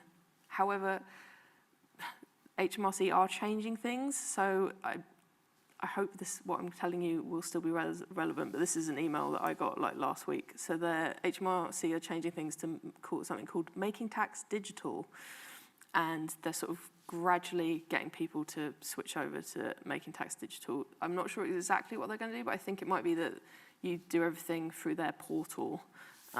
But I don't think, if you're just starting out, you probably won't have to worry about this till April 2028. But it's just something to be aware of. But again, by signing up to registering with HMRC, you'll be kept up to date with emails from them. And yeah, the final thing, sorry, I have whizzed through that bit because I was aware we started late, so I don't want you to miss anything you're going to next. But this is the final bit, and then I'll open up to some questions. So yeah, I think my overall thing with being freelance or self-employed is, yeah, do think about what you want to be doing full-time or part-time. It might be that you don't want to jump into being self-employed straight away. And so it is totally fine to be just part-time self-employed because it is a lot of stuff to take into account. And again, you want to be, I think, if you're setting up a self-employed, it's just you in your business. So do look after yourself, set boundaries with work and life. I'm very careful about who I give my mobile phone number out to, if I'm working with someone, because I've had experience in the past where people just ring you on the weekends or in the evenings to talk about work, and it's no, we're not in work time. So I'm very careful about who I give my mobile number to, because I don't want to have two phones. I don't want to be a two-phone person and have to have a work phone and a personal phone. It's okay to, I hope you can see from me talking through my career, that it's okay to change and pivot. And that's what I was saying at the beginning, that if you are open to things and open to being flexible, then I think things will come up more, and you can be oh, actually, I hadn't thought about doing that, but I could do that. And again, if there's something not happening and you think it should be happening, you can do it yourself. And also, I think a really important one is it's good to have small business or self-employed mates, because it's just good to have other people who are going through the same thing as you, and also, you've got to take advantage of being self-employed. So if that means it's Tuesday, the weather's nice, I'm going to go to the beach. It's nice to have people that you can be oh, do you want to come to the beach with me? And, that's really good. And also we do things sometimes we have a tax club where we all get together and do our tax at the same time. So it does, definitely try and find other small business mates. And, don't be afraid to ask for help. Again, I've got a couple of group chats I'm in, which is all self-employed people, and people are always asking is anyone, at the minute all the chats about shipping to the US, and everyone trying to navigate that. So yeah, it's fine to ask for help, because it is a sort of complicated world out there, especially in terms of all the accounting and stuff. And it is okay to say no. to projects, you know, again, that comes back to like looking after yourself. I think at the beginning, I always thought I had to say yes to everything that came along, but as my career's gone on, I've realised the projects I do and don't want to do, and then it's okay to say no to things. And also, finally, just be nice. Even if you do have to say no to things, if you're just nice about it, then people are fine. And I think a lot of my friends and what we've been doing, it has all been through, you know, if you're nice, then people will recommend you to do specific jobs. So, oh, hello. Well, that was the last slide. So, yeah, probably a good way for the computer to glitch on. Has anyone got any questions?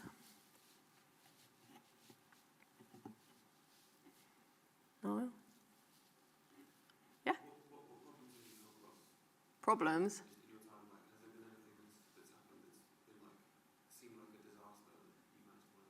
Oh man, like so many.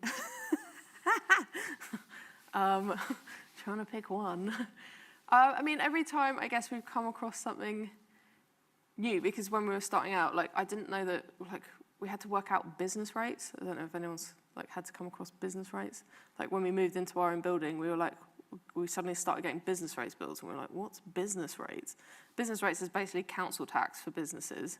So if you have a building that you're renting, whether that's a shop or gallery, and you're renting it, you are responsible for the business rates, which we didn't realise. And we were like, oh no. And so that was like at the time, because it was a bill for like, I can't remember, it was like £15,000. And we were like, we don't have £15,000. So at the time we thought, oh, well, we've just moved here and now we've got to look like clothes because we can't find this money. But again, through like asking around and doing some research and calling the council frantically, we found out that we could apply for business rates relief because we were, one, like really small organisation, and two, I think as a community organisation. So we had to like put this case together and fill out all this paperwork and then submit it to the council. And like luckily, but we had to do that every year to get business rates relief. So that was, I guess at the time we thought everything was over. Yeah. But there's been like various things like that along the way where it seemed like it was going to be really bad. But actually, once you like, again, ask around, ask for help, then you can figure it out, hopefully. I mean, yeah, and I guess right now all the sort of EU and American shipping stuff is quite hitting like everyone in my immediate sort of creative circles quite hard, is trying to figure out, and you know, some people have lost like half their business because they can't ship to the US anymore. And even though you can now ship to the US, like US customers are quite scared about buying stuff because they're not sure what they're going to get taxed and all that sort of stuff. So yeah, that seems like the big one at the minute that people are trying to figure out. So that feels like a negative thing to end on. Has anyone got another question? Yeah? So early on, how did you balance sort of being in employment with also freelancing? I think it was, I was trying to think back to this. So I'm like 40 now, so to think back to being in my early 20s, it feels like quite a way away. We just like, I feel like everyone had there was a real like buzz, like everyone was kind of doing it, like all my friends were, so everyone was like, yeah, let's do it, and there was this real sort of energy to it. But when I look back, I probably didn't have that much of a balance. Like we were just trying to do like everything. Like it's like, you know, City College is like down Ipswich Road, and then Stew was like near here, so I'd like get on my little bike and like pedal as fast as I could across the city to go from like finishing work to like teaching something at Stew, and then like eating like a packet of crisps on the way and then going to the pub afterwards. So yeah, it probably wasn't very healthy at the time, which is why now I make sure to have a bit more of a balance. Yeah. Does that answer your question? Yeah. Cool. Well, I think, has anyone got any more? I mean, I'll be going into more detail and stuff in the workshop, but I'm just conscious that, yeah, I think there's other things starting. So if anyone's got those things to go to, yeah, thank you very much. I hope it's been useful. I'm take this off.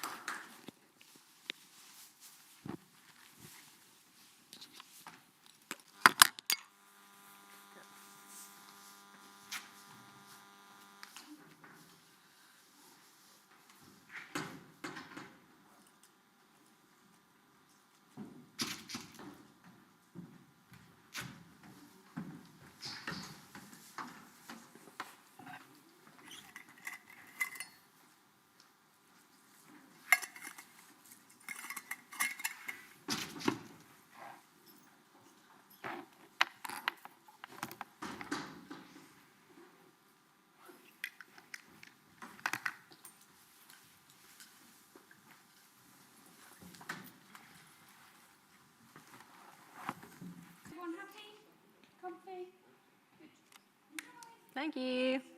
Hello, guys. I'm Amy Howard from Cut the Mustard, a company that I founded with 3 of my friends in 2019 when I graduated. I'm talking today about IP and the legalities of IP, all within the spectrum of what I know of it, as I'm not necessarily trained in IP and legalities, but have experience with it. So Cut the Mustard is an animation studio.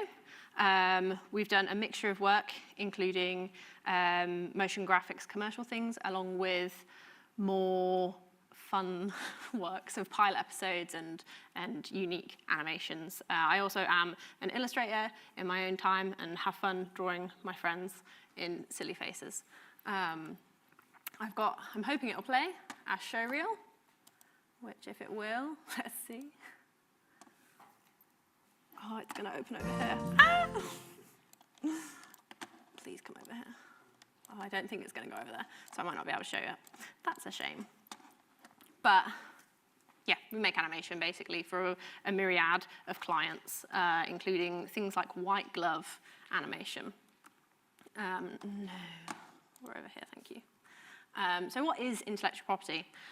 Intellectual property is a really broad category, but it's basically anything that you create. That's anything from designs, logos, images, scripts, illustrations for creatives, films, everything like that. It's a really, really broad category, and you even get scientific copyright and everything like that, but we're not going to talk about that because that's too in-depth. So yes, this is from the government website to give you an actual overlook of what they consider it to be. I think it's really important to know that it's so broad that you can kind of put a lot of things into it, and also it's a little bit different just depending on who you are and whether you're self-employed or salaried, but the general bare bones of it is kind of the same. It's basically anything that you make in your mind and put down onto paper for anyone else to see. Here are some examples, some of which you will obviously know. I think the Norwich University of the Arts logo is a really good example because whilst the university obviously owned the logo, the actual typeface was created by a company for them to use, and I can imagine that that company owns that typeface, not the university. We've got people like Will Tether, whose works you might have seen around Norwich. Some of you might be familiar with him. He owns this specific type of art, not necessarily the format, like doing sphere artwork isn't his, but he owns that artwork. He does galleries and stuff with it.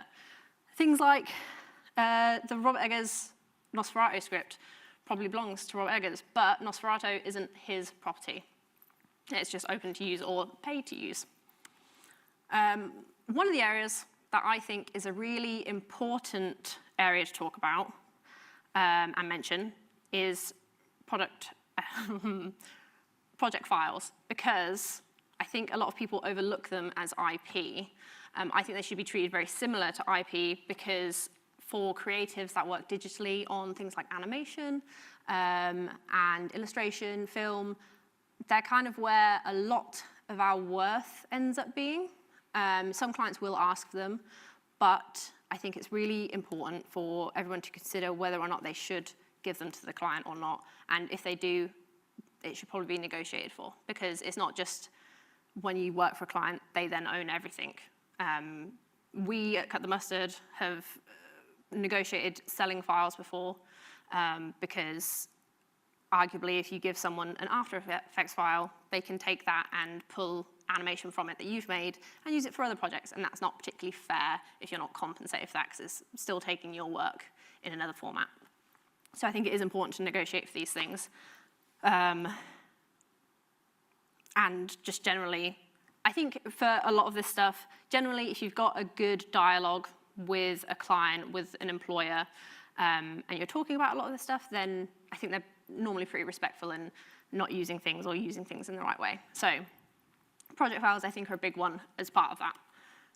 So yeah, we're going to actually talk about how to protect your work, because there's loads of ways that it can be protected, but it's not always necessarily easy to understand, certainly if you're new to freelancing.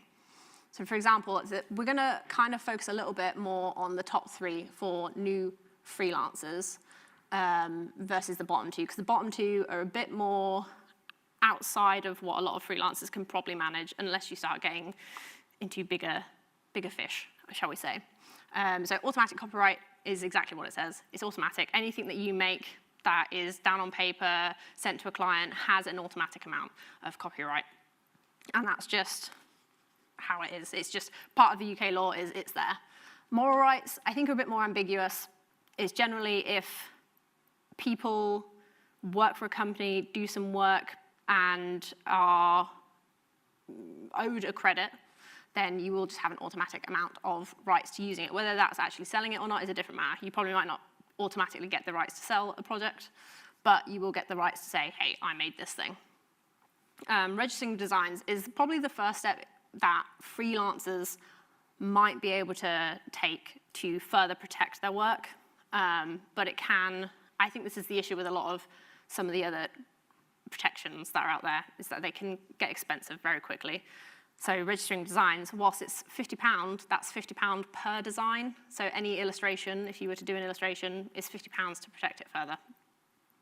And that's a lot if you do multiple illustrations in a month, you know. And you can see the other ones, yeah, they rack up pretty quickly. And then you start looking at needing other legal protection from lawyers and everything like that. So they get expensive very quickly.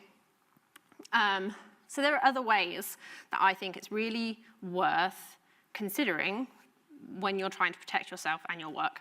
The easiest one that I think everyone should be doing, and I think majority of you would be familiar with, is contracts. When you start employment anywhere, you normally get a contract. And in that contract, it will say what is expected of you, what is expected of the company, and it's, you know, the bare bones of it is that it's meant to protect everyone involved. In that, if you're a freelancer, like for Cut the Mustard when we do work, it's that we will outline exactly what we're delivering to them, whether it's just a video and animation, or if it's also project files, or if it's a set of still images to go alongside it, we'll have that all detailed in there. And all of this sort of kind of goes together for the way that I know it and for I work. So it's things like having really clear communication. Just saying, hey, I will do this for you for this set price, but I won't do anything else. If you want the project files, it'll cost this much more.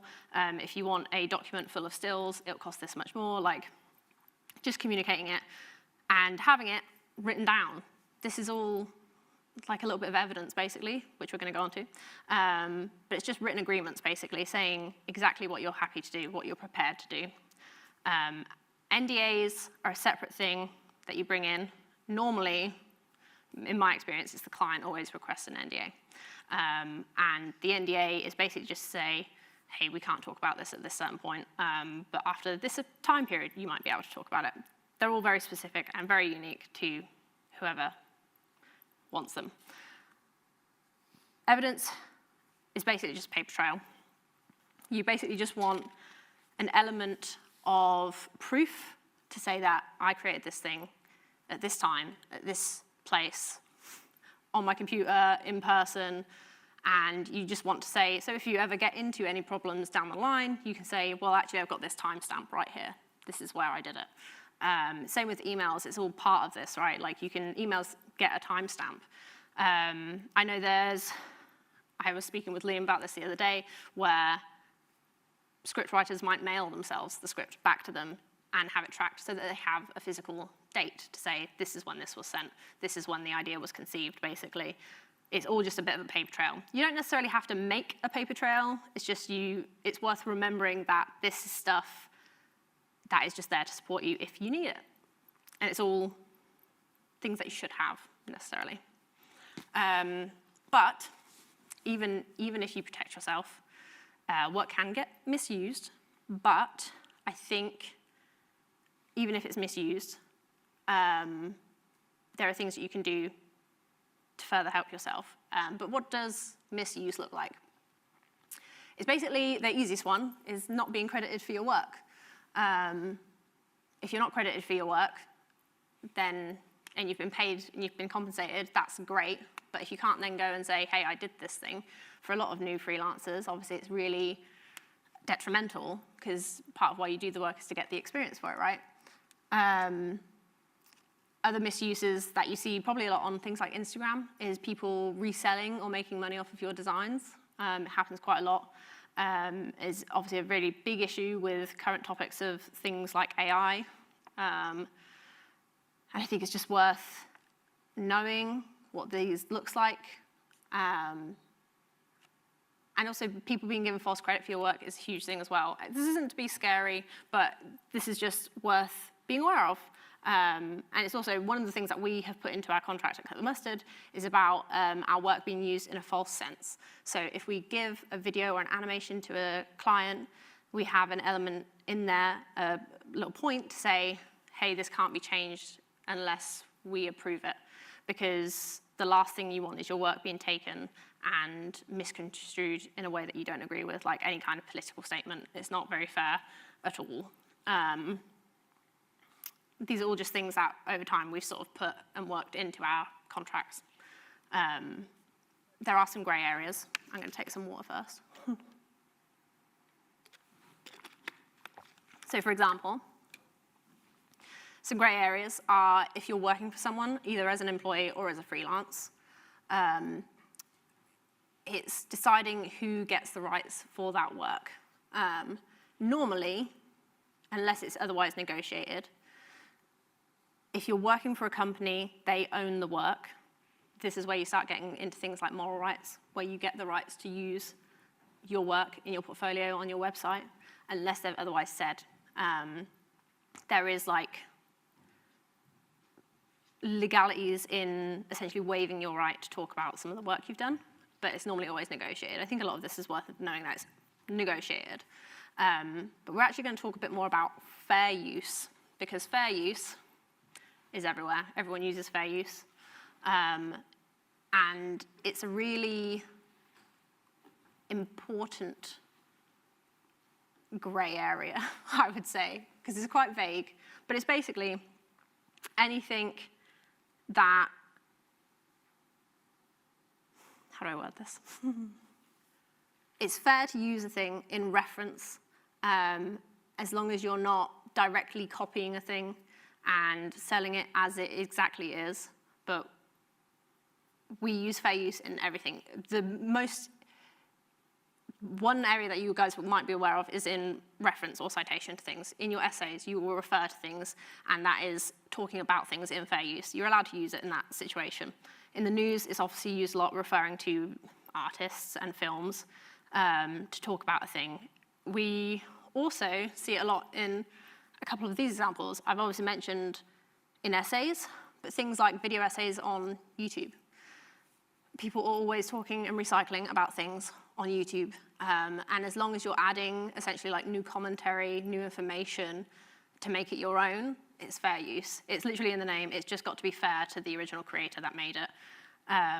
Things like using someone's image is fair if you're changing it or adding something to it. It's why things like fan art being sold online is accepted, because you're adding something to it. It's not taking a big IP and just directly selling versions of it. You're adding to it. I think there's so much that can be taken and can be learned from all of this. And something that has routinely happened for Cut the Mustard is just adding it into our contract as we go. It is a real trial by fire sometimes if you're not trained in any of this stuff to know exactly what things you should have in your contract. When we first started, we basically had a contract sent over to us from someone that we knew that we added a few things to, removed a few other bits, and we've gone from there. One of the things at the top there, that or on the right side, is white glove.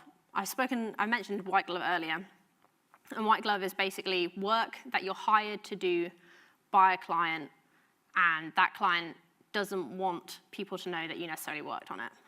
It'll be that they've maybe outsourced to you to help them, and it's generally for drier subjects, more commercial things. But it's all, you can basically waive the right to be like, yeah, I'll use this. We won't put it on our website or anything like that, but it's all there.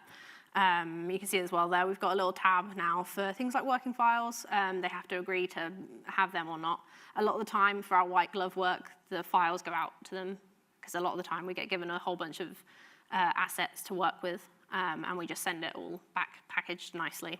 But it's all negotiated. It's all, again, I can only iterate that one of the important things here is to have an open dialogue with whoever you're working with.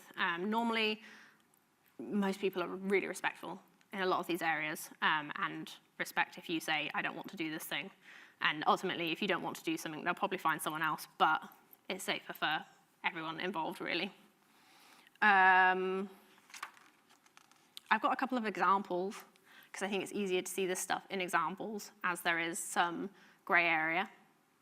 So I would like to show you this video, but I can't, again. Cut the mustard, we did a project for Norfolk Screen, and the project was to celebrate what East Anglia could do in film. There was actually very little animation in this.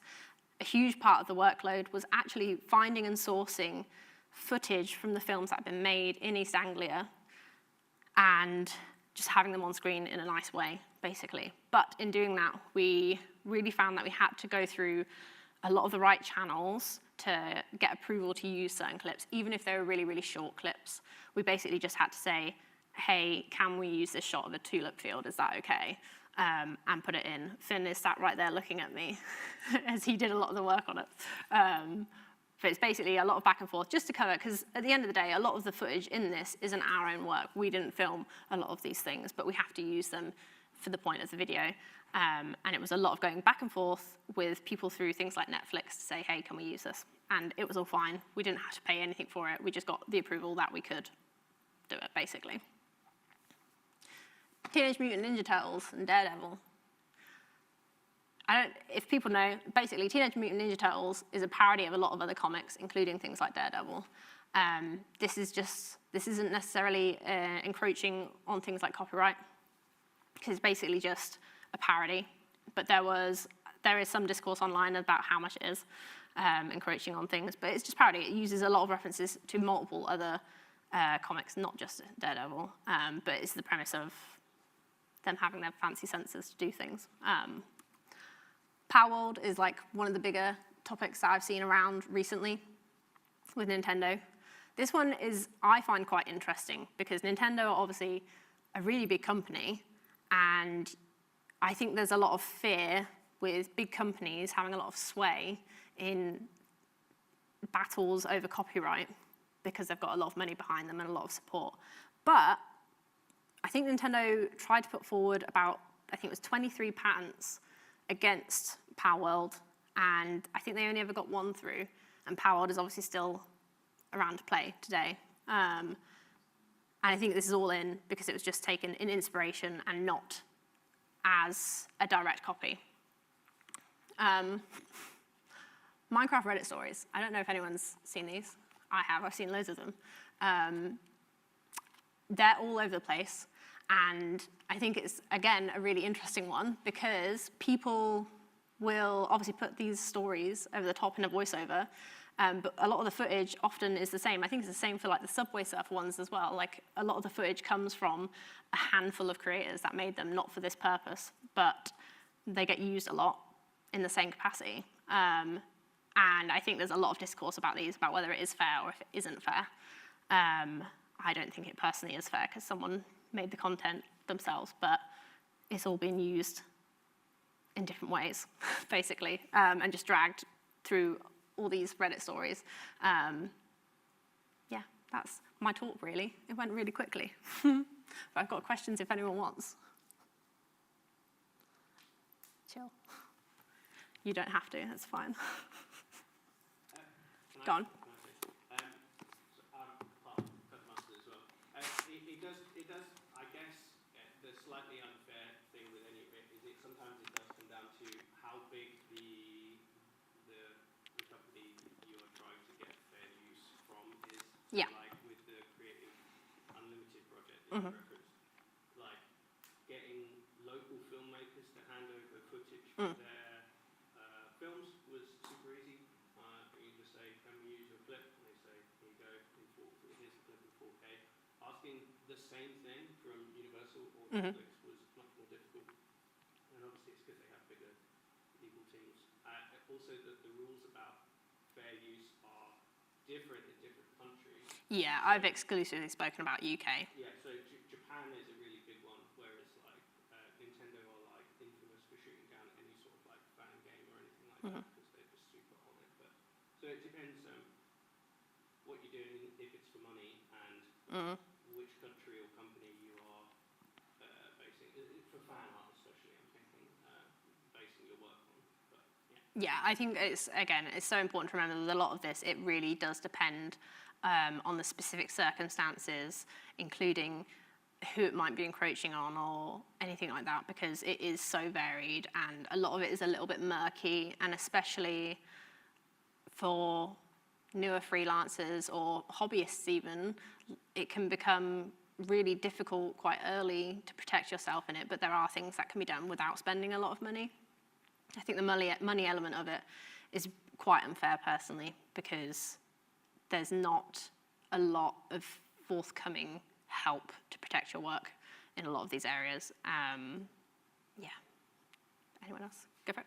Yeah, just with like this idea of like, how would you sort of like keep yourself online? As part of being creative is actually showing your work online in a social media or online portfolio. What would be the best way to? I know it's going to be a constant uphill battle, but the best way to keep your work safe online so people can see it and Yeah. draw to you. Or, I know people are going to steal your work regardless. Of the problem that happens. Yeah. What are the ways that Yeah, I think that's obviously a really tough question, because so much, certainly currently with things like AI, it's constantly evolving. I think in terms of most social media, I think the best thing that you can probably do is just keeping up to date as to what specific social medias are allowing. So if Instagram changed their policies, it's probably worth keeping somewhat up to date with them. I think, there's a lot to be said for hosting your own website, to have your own work on it, and it's probably a bit more protected there, because hopefully it's not just being scraped into the unending AI machine. But I think the biggest thing is probably just keep up to date with what's happening, because of how quickly it is obviously changing in recent years. There's no real good, I don't think there's a perfect answer for this one because of how much it changes. Go on, Liam. Just not a perfect solution, but watermarking your work. Yeah, of course. Signature on there. You can very quickly find a 2-minute tutorial on how to make a pretty good watermark. Yeah. It's not easily removable. I know also there's a kind of digital watermark type thing within the file, Yeah. code of the file, that's supposed to do something regarding AI, but obviously it's such a fast-changing topic. It's hard Yeah. to Yeah, it just reminded me as well, as I know specifically for things like AI, there are softwares now out there to embed certain things within your artwork so that hopefully AI can't scrape it. But again, it's changing so much that I think it's a constantly evolving thing to stay on top of.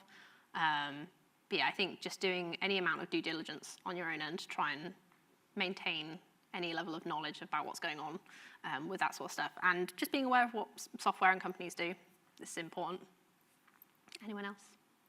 Go for it. So kind of coming away from like specific content, but rather looking at like your branding. So for example, you guys cut the mustard. When you sort of started like, your studio, would you say it's quite important to patent your name or like, the domain or something sort of reasonably quickly? Is there any sort of like clashes between if somebody else had the name cut the mustard? Does that kind of come under like fair use, or is it like a... Well, I think it's really interesting actually, because so our company name, full company name is Cut the Mustard, is it LTD? Animation Ltd. So that's our full actual business name. It's on the government website. And that is unique to us specifically. There is, funnily, one other company that has the name Cut the Mustard, and it's a cafe in Brighton. So it's a shared name, but it's allowed because technically, legally, we have separate names. And they're different businesses. You make like an Instagram handle, and Yeah. the name is taken, you add like an underscore Yes. to it. Yes. And suddenly you can use that name, so I guess in a kind of sense, it's Yeah. like that. Yeah. An LTD or something. Yeah. Go on. If you were to form a limited company, a smart thing to do, and I'm being hypocritical because we have done this, is every single name out there for a limited company, you can get, say mine's Liam Limited or Liam Ltd. You can get both variations of those names on the company's house. So if we should probably go get Mustard Animation Limited as well. Obviously, if somebody turns up called Cut Mustard Animation Limited and we're Cut Mustard Animation Ltd, there's probably going to be a claim in there, but it's probably worth having. You'd have to pay like, what is it, like $12.50 a year or something just to own a name you'll never use.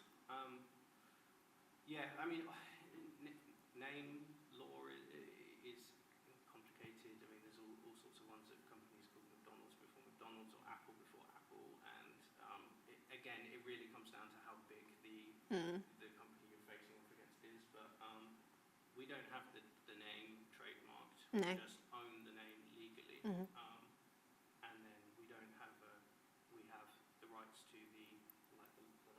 Yeah, the logo is ours. Through Company's House? Yeah, it's all through Company's House. It's worth just staying up to date on things in Company's House in general, because that's really helpful if you're considering starting any kind of business, because that's still it's kind of your IP, is your thing, your product. But yeah, generally we own our logo, we own little bits of branding, but we don't have like a massive package, because we're still, in the grand scheme of things, like a really small company. And yeah, if we were to suddenly upscale, then it would become more important for us to be like, let's buy this. We'd buy probably specific emails and stuff like that. But currently at the level we're at, I think this is why I've been speaking more about smaller freelancers, because there's a real threshold for when it becomes important. And like, we've not hit it yet, and we're not a massive company. And it's sort of, there's like, when you start out, it's difficult because everything can cost money if you're not careful. And then when you're in this middle area of, we're not a big enough company, but we're not small, so you kind of got to take care with certain legalities of IP and everything like that. But we're still growing, so it's not the utmost importance almost, even though it is important. But it just evolves. I think this is why with the contract bit that I've got in the slideshow, it's like, that was an ever-evolving process. It wasn't just like we started a company with that contract. It took a lot of some very horrible lessons to be like, oh, we should put this in the contract, shouldn't we? And then be like, yeah. So it all just changed over time, really. Yeah. Anyone else? I've got something to add. Yeah, go on. Do you want a mic?